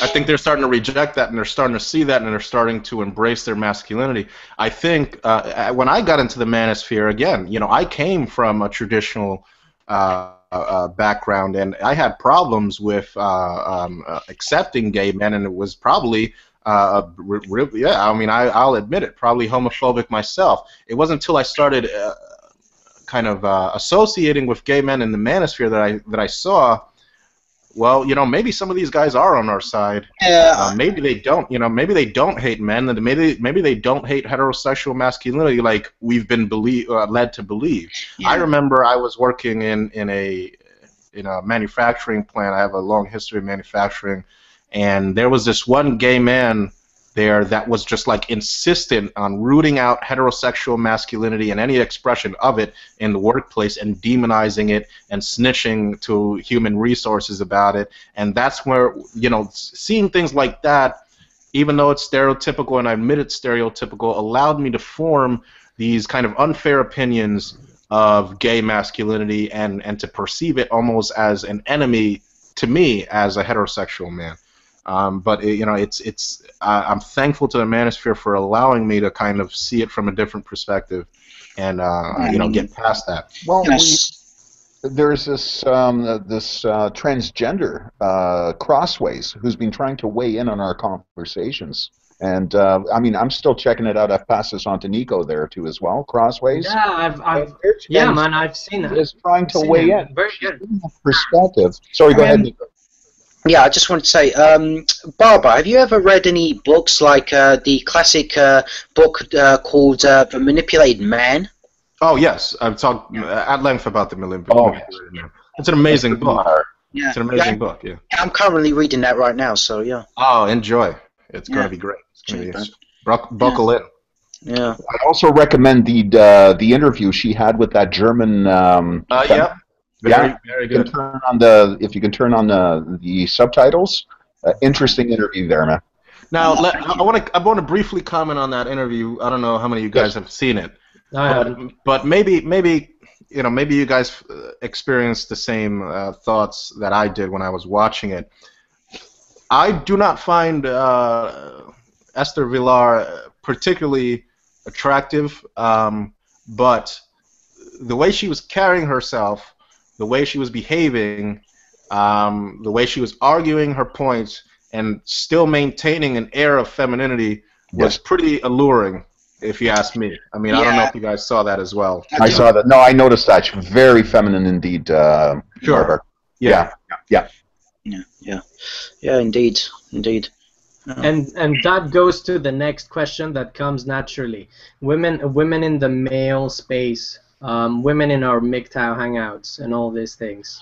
Where do you stand on that? No. Thank you. That was simple and very simple. Yeah. You know, I have to be honest. I couldn't care less if there was women within a hangout. I'm not afraid to talk my mind. Full stop. It's not even about. Look, I fully acknowledge that there are women that can contribute insightful commentary, perspectives that we haven't seen before. It's a question of how many women like that exist, and whether or not, again, as I've said in my videos, is the juice worth the squeeze. If we're going to allow women as a whole, again, there's women like Diana Davison, Girl Rights Watch. You know, look, I value specifically what Diana mentioned about the philosopher Ernest Becker. I really liked. So it's not like, you know, when I say no, of course, this isn't like. What it is that there's women like Girl Rights Watch. There's also women like Alexandra Blue. And, you know, I think that the frequency with which we will experience the Alexandra Blue if we open the floodgates to women in the MGTOW manosphere is a lot higher than the frequency with which we'll encounter Girl Rights Watch. Yeah. And so because of that, you know, it's no, you know, I mean, it's just. Honestly, I do feel that Alexandra Blue is probably just riding on you know, the coke's tail. She's exploiting, you know, the you know, MGTOW philosophy in order to, you know, benefit herself. To be honest with you, She said clearly that she's going to be just not a feminist any longer, I guess, in name, but still believes in feminism. It's a clusterfuck. I'm staying far away from that shit. There you go. There you go. I mean, if you listen to the hangout she had with Spectre and what's his name, Goodfella, I mean, it was half an hour of her basically saying how women are raped, and she hasn't changed her views one bit. She's full of shit. Yeah, I think You know it's what it was, certainly man? possible. Go ahead. It was a half an hour of men trying to make a woman happy in their talk. That's it. But that's the problem. And I know them, all of us here, or let's say the majority of MGTOWs will not cater to that effect, right? Yeah. So we won't. But all you need is one. Yes. All you need is one. And then men start competing by default. Yes. Have you, Barbara? Have you ever also noticed like PUA MGTOWs coming in as well within the MGTOW community? Yes. Yeah, absolutely. Well, we see the Claries, you know, the MGTOW and name only, if you want to call them that. Yeah. I mean, these guys have now they're walking around saying that they were there in the beginning. That we have, people like myself, like Stardust, have quote infiltrated MGTOW and corrupted it into a fucking cult or whatever the words that's in vogue that they're using. It's silly, and I think that perhaps maybe the PUAs are worried that they're not going to sell as many books anymore. I don't know. Yeah. But look, PUA has never. I'm not even saying that that it's impossible to derive some sort of insight from PUA. I've seen blogs like Rollo Tomasi. I love Rollo Tomasi. I mean, look, I'm not even saying that there are not some intelligent people in PUA, but it's just, to me, it's just incompatible with MGTOW. It's just not. Well, it's incompatible because the definition of you being a man is how much pussy slides down on your dick. Yeah, they'll deny that. They'll deny that, but it's true. They'll deny that, but it's true. They know that eventually, when it's all said and done, what PUA really is supplication towards the female and validating yourself through the female. It's just, that's what it is. I'm sick of this constant, like defense of PUA that's over and over. That's just like, no, that's what it is. We all know that's what it is. There is no defense there, and I mean, my journey, because I'm the newest guy here. Am I? Yeah, I am. So for me, it was Rollo that gave me the background, let's say, red pill knowledge. That's the guy who, and I think to this day, I think he has the best, let's say, content regarding red pill. Even though he's a PUA, the guy is amazing, and he uses psychological terms and everything. Definitely. There's what MGTOW is I don't know if I use this language, but it's the singularity. It's the place where a lot of the other nodes of the manosphere want to go, and they're being pulled in by this singularity, and to varying degrees they'll resist that, but a lot of people come from the PUA portion of the manosphere and dip into the abyss of MGTOW and never come back. I hate to say it that way, it sounds kind of defeatist, but whatever. It's a lot of people are going to come from PUA, from MRAs, from wherever, and they're going to find MGTOW. And so I'm not denying the fact that we're the black hole, man. We're the black hole. Sure, yeah. Well, it's you're exploring. Go ahead. No, where what do they call it? The event horizon. Yeah. And at that moment, you go over the edge, and there's no turning back. Yeah. I mean, MGTOW, you can't go back even if you want to. Yeah. Well, it's true. That's what happened to me. I'm going to completely agree with you. Yeah. That's what happened to me. It's the event horizon. It's like the I'm gonna be that guy who brings forth the first Matrix reference in this discussion. It's gonna be it's like Cypher wanting to go back to the Matrix. It's just not possible. Well, can I ask you that? But I mean, that's one question that I did want to ask you after everybody got their questions that way. I mean, I did want to ask you what your top 5 films are. You can't name The Matrix. You can't name Fight Club.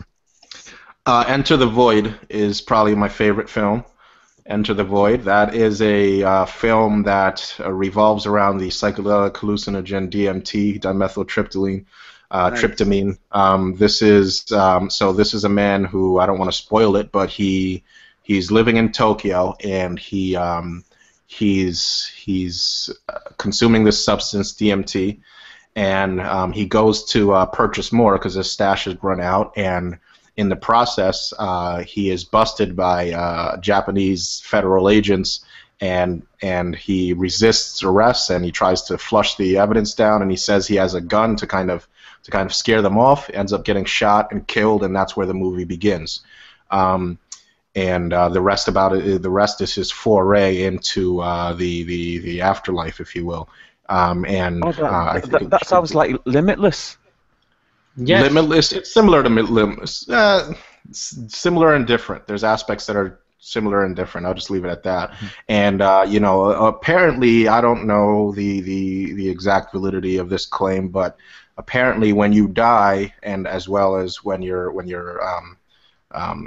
approaching, I think, the first trimester or some part of human development that is correlated with the first inklings of consciousness in the womb. You get a endogenous from either the mother or from yourself in terms of when you're dying, an endogenous rush of DMT. Yeah, that's right.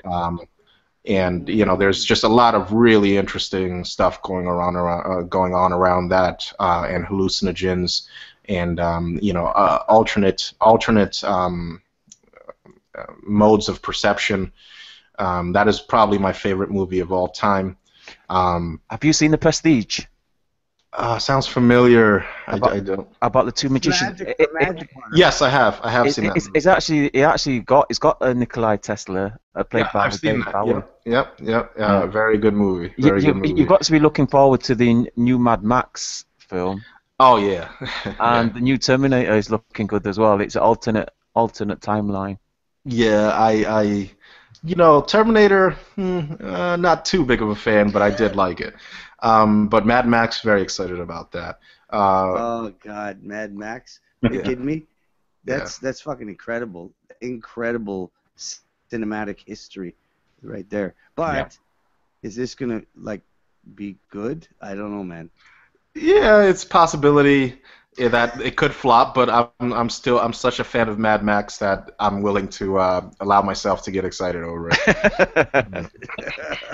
Well, I think Star Wars has been chanced upon enough. I think. Okay, all right. I have to just put it out there and come out of the metaphorical closet. I am not a Star Wars fan. I am a Dune fan, which I think is very much. I think Star Wars very much borrows from Dune, which I think is the superior, fictional world. I think Dune is incredible. Dune is my favorite by far. It's it follows these creatures called sand dunes. I'm going to bore everybody, but I have to. It follows these creatures called the sandworms of Arrakis, which create a substance called the spice melange, which allows the consumer of this person to age a lot more slowly, as well as develop the ability of prescience. It's not a prescience in the spiritual sense, but it is a prescience in terms of an ability to measure out the possible ramifications of the total interactions of human biomass that allow you to make an educated decision that is so accurate that it is successful in predicting the future upwards of 99% of the time, and it eventually culminates with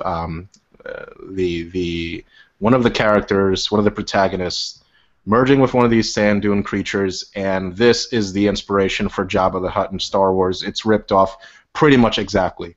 They even have what's called spice freighters in the Star Wars universe that are taken exactly 100% from Dune. Read Dune, people, if you're listening. Yeah. You know what? What I was going to say is that you've actually bought your downvotes just by making that comment. It's not just going to be the feminist drama. I had to. I'd gladly take those downvotes. Yeah. No shit, man. Well, yeah, can you imagine? Yeah, look, I realize it's a lost cause. You know, I'll be the desert, the renegade in the desert. You know, lauding the pluses of Dune, and everybody else is going to be there in modern civilization, enjoying their iPads, celebrating Star Wars. I'm resigned to that fate. You know. Have you seen a British version of Star Trek called The Dwarf? No, I haven't. Oh, no, you have to check that out. I have seen a British show called Black Mirror, which was excellent. Yeah, that is excellent. That is excellent. Yeah. I'm looking to be. Who's that? What's everyone talking about? I do apologise. Was it talking about favourite films? Oh, The Dark Knight. Batman. Oh, Heath Ledger was brilliant. Oh, he died. He died. That guy, didn't it? Some say he was murdered. I tend to believe that, actually. I mean, no, he wasn't. He's an idiot who took too many pills and mixed it up with alcohol, miscalculated his dose. Yes, that's what happened. I think what happened. I don't know whether the actual role was traumatizing him, the Joker role, some weird shit going on. I don't know. Let me ask you guys. Can I ask you guys a question? Who here is of the opinion that the Marvel flicks should cease to be live action, or maybe I mean the next Dark Knight should be comic animated or whatever? You know? Oh, that would be awesome. I'd watch that, especially if it's Japanese animated. Yeah, but to be honest with you, I am looking forward to Thanos in the next Avengers. Yeah, well, I remember seeing the Avengers, and I just got kind of overwhelmed by the tackiness of the suits when it's live action. I mean, like, to me, Thor's hammer looked like it was made out of styrofoam. And so I just couldn't. I just kind of got thrown off. I don't know if you guys remember that pathetic live action adaptation of Street Fighter not too long ago, where M. Bison was wearing this like vinyl suit, that was just sad. Yes, that just took everything that was. It took everything that was badass about M. Bison and just took a fat drop over it. I remember the Dragon Ball film, man. Oh my god. Oh my god. How about Fist of the North Star film? I love that. I love that film. You did that, really? Live action. Whoa! What? They made a live action. They made a live action. Oh, you need to check it out. Oh man! On YouTube, you can watch the full length. I think I'll pass. Yeah, Bob, you heard. I've got some bad news for you, Bob. They're making a live action Ghost in the Shell with Skype. I did see that. Man. I did see that. Oh god, that's bad. That's bad. Yeah. I like how we're all geeks, though. I am a massive anime fan, to be honest. So yeah. I love. Too, by the way, the question of like favorite films, I forgot to mention Berserk. I love Berserk. Oh yeah, the anime series. Yes. It is just incredible. I mean, I love it. Yeah. I love also Death Note. That is very. Oh my God, Death Note. Light and L were really, I think, just two archetypes of masculinity that I think is almost never explored in entertainment and media. It's just, I mean, it was just amazing. It's just from. Yeah, Light Yagami wasn't even posted. I love how Light, when being confronted with Misa, was just like so. I mean, the man, he was so brilliant that here you have this like attractive girl who's like obsessed with him, and he's like, "Oh, I hate women. Why are they interfering with my shit?" Like that was his main concern. Is like how am I gonna get her out of my life and steal her Death Note in the process. It's just really funny. Man, Death Note I read in a day when it all came out. Then someone told me in a whole day, just read the entire thing. I didn't have much of a life for that day. It was incredible. Death Note is incredible. It's just worth it, man. Yeah. It's like watching what do you call the was it Game of Cards? No. Game of Thrones. No, Game of Thrones. House of Cards. Oh, House of Cards. Okay, yeah. Man, yeah. One day I finished the whole thing. Every fucking time. The third season was, I don't know, man. I know, kind of disappointing. Yeah. Mm-hmm. Well, the fourth season is gonna be better. Unfortunately, I agree. They had to set a lot of stuff up. Yeah. Yeah. Unfortunately, when you start with a season of something and you like it, I'm one of those people that will finish it even if I hate myself. Yeah. Fucking Lost, man. Fucking Lost. Lost was brilliant. Yeah. Yeah, that Kind of petered out towards the end, but whatever. Exactly. what's everybody's opinion on the new Joker with Jay Leto? Oh, Jared Leto. Yeah, that's it. What do you think? His eyes look psychotic. He looks good, like his facial expressions, but the tattoos look so cheap. The tattoo was corny. He has like damage tattooed on his forehead. It's like kind of lame. Yeah, but it's like he's got the look facially. He's got the look there. Yeah. Don't get me wrong. However, it's just the aesthetic. It's the hair. It's bright green, and the tattoos look stupid. And the fucking teeth. He's got like silver like teeth. Yeah, I saw that. Yeah. I don't know. I don't think he looks too good. But I think as a performance, I think he could do very well. We'll He's see a good what actor. happens. He's a good actor, Jared Leto. Mm. All his past films, he was good. He put on a good performance. Yeah. No, there is a hot chick in my vicinity. I'm sorry. Uh-oh. His radar is on. He's like, beep, beep, beep, beep. There's a chick. Niko the penis boy. I'm sorry, man. Hey, who's a chick? Who's a chick? I have no idea. I'll find out. Yeah. But Anyway, I'm doing a hangout now. Barbarossa, any chance of getting in contact with Spetsnaz? Any chance we will get him on a hangout? A lot of guys. I'm gonna talk to him. Unfortunately, the hours are probably gonna be crazy. He's in, I don't know if it's Australia or New Zealand, and I'm here in New York. Oh, perfect. Yeah. Because we've got a few. We've got quite a number of MGTOW in Australia that want to make use. I'll certainly talk to him and see if I can get a hold of him. Yeah, definitely. That would be brilliant. I have a feeling that his content, the way we're going to be talking of male suicide with him, he's very somber, isn't he?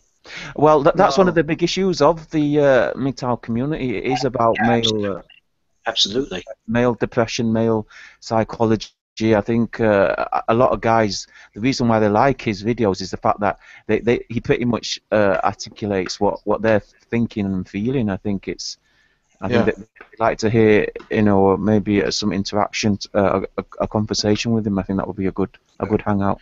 Well, I think that's why Spetsnaz highlights, I think, pretty brilliantly and dramatically why the manosphere and specifically MGTOW can never be just a giant, dramatic violin, act of egalitarianism. It's just because in order to progress as men, we have to focus on very, very harsh and very uncomfortable feelings that men experience. Exactly.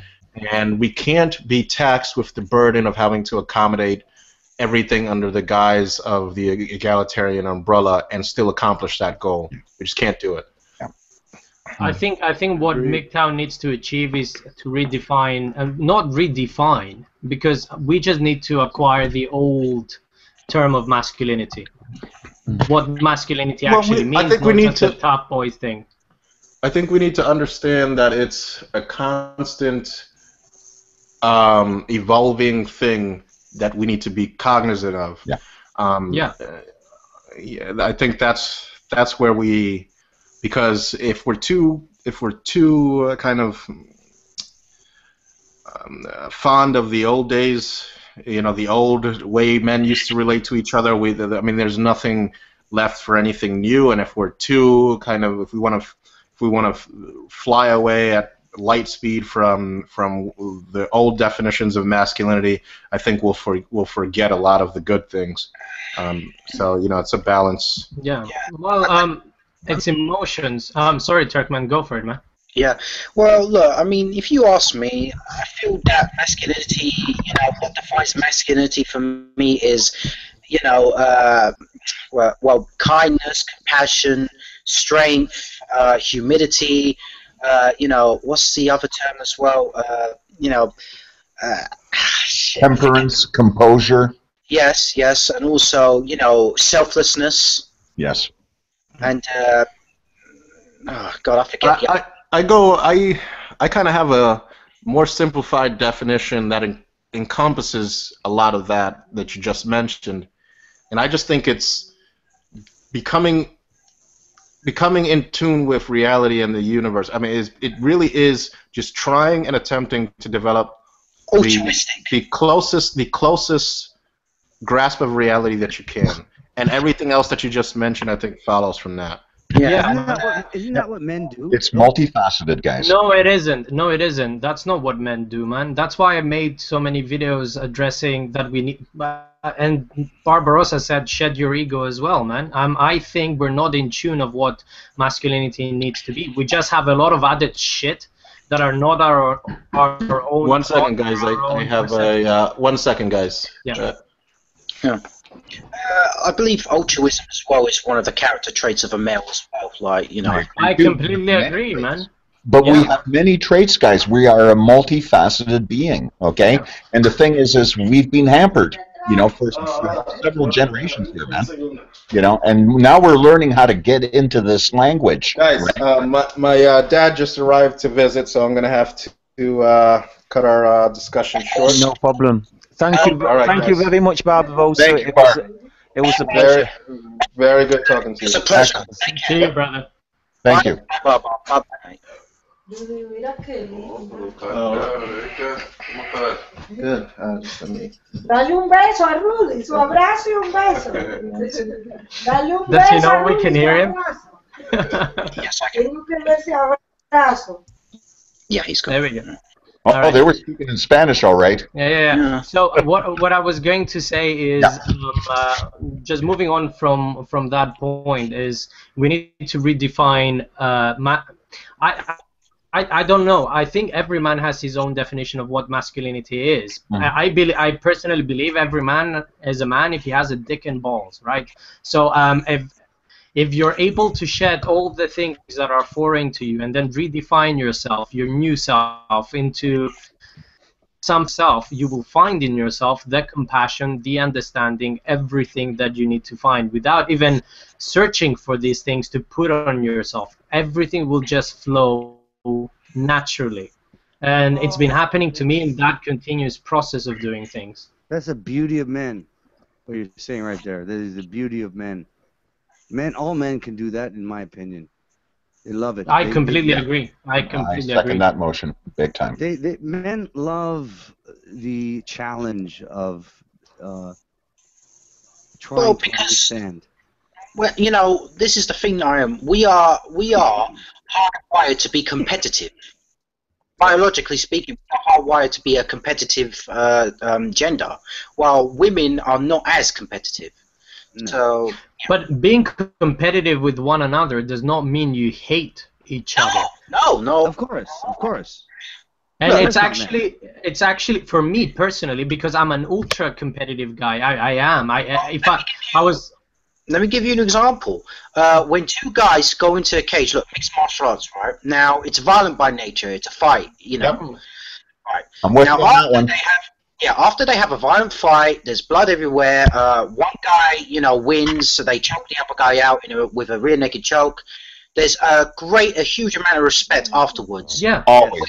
Always, man. I can vouch for that. And you can always learn from that competition. You can always inspire yourself to be better because of that competition. That's what I love about male nature. That's what I love about it. And that's why guys who are training, they keep coming back for their 3 days a week training, and that's a major factor that I found when I was training. You know, just to supplement what you're saying, Turkman, the bond that you develop from beating a guy up in a controlled fashion is unparalleled. It's an experience for those that are, you know, that have the ability to do so. I would highly recommend.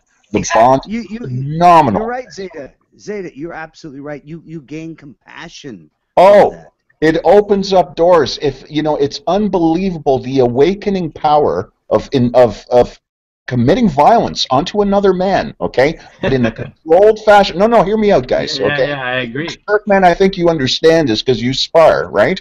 Yes. Okay? But when you're about to kill a man, there's something that goes on in the back of your mind that opens up those channels of compassion and, you know, a huge thing. And really, this is why for martial artists to really, you know, go and study. If you really want to get in depth beyond the fighting skill, okay, really, really look at the psychology and the whole spirit of what's behind a warrior.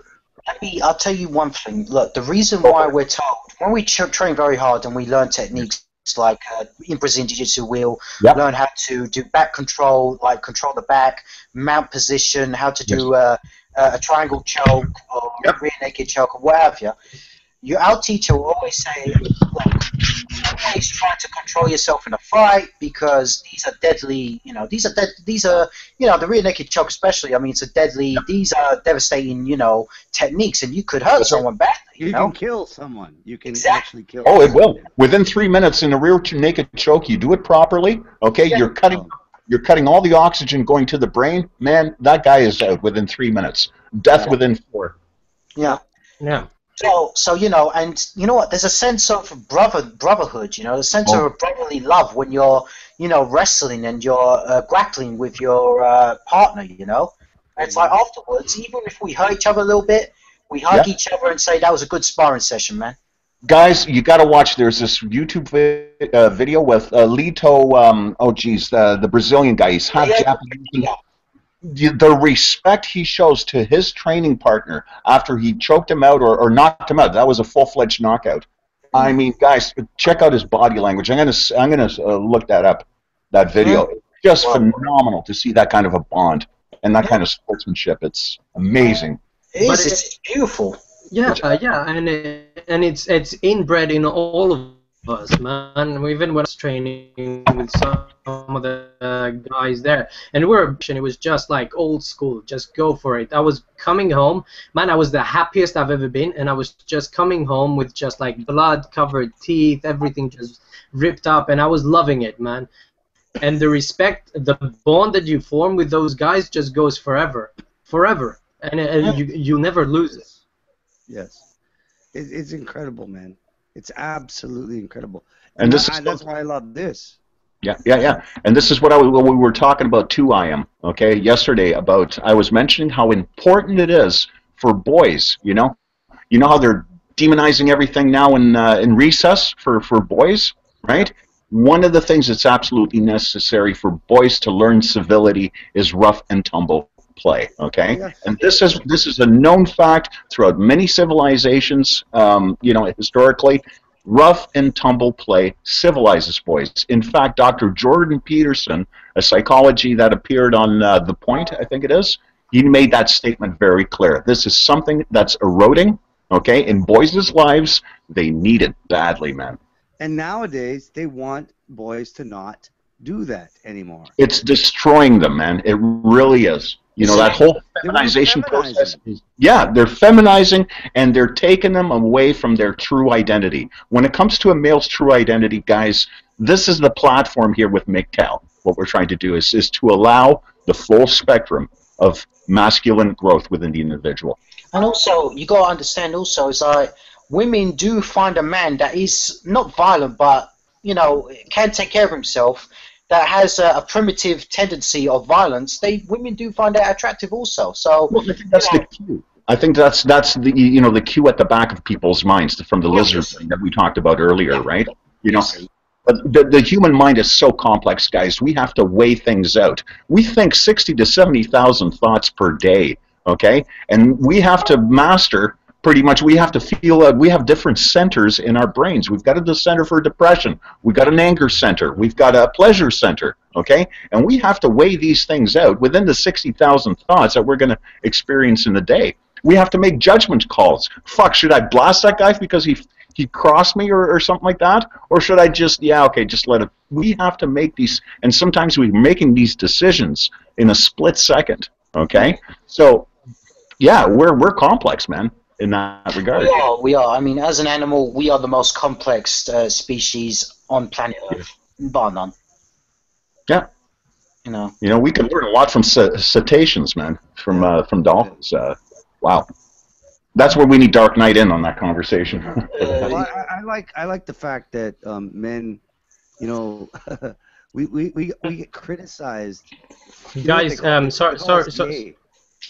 I am 1 second. I'm just leaving because a guy wants to talk to me, and it seems to be a bit urgent-ish. So long live MGTOW. That's all I'm going to say, Okay. and just continue the chat, and I'll listen to the rest of the podcast as soon as you guys are done. All right? Yes. Also, I am going as well. Gentlemen, it was a pleasure talking to you lot.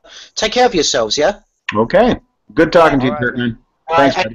And Shining, thank you very much. It was great talking to Barbara. I really appreciate the invite. Thank you. You're welcome, Okay, brother. take care, Turk, man. You're a good man. God bless you, everybody. God bless you guys. Take care, man. Take care, buddy. Take care, man.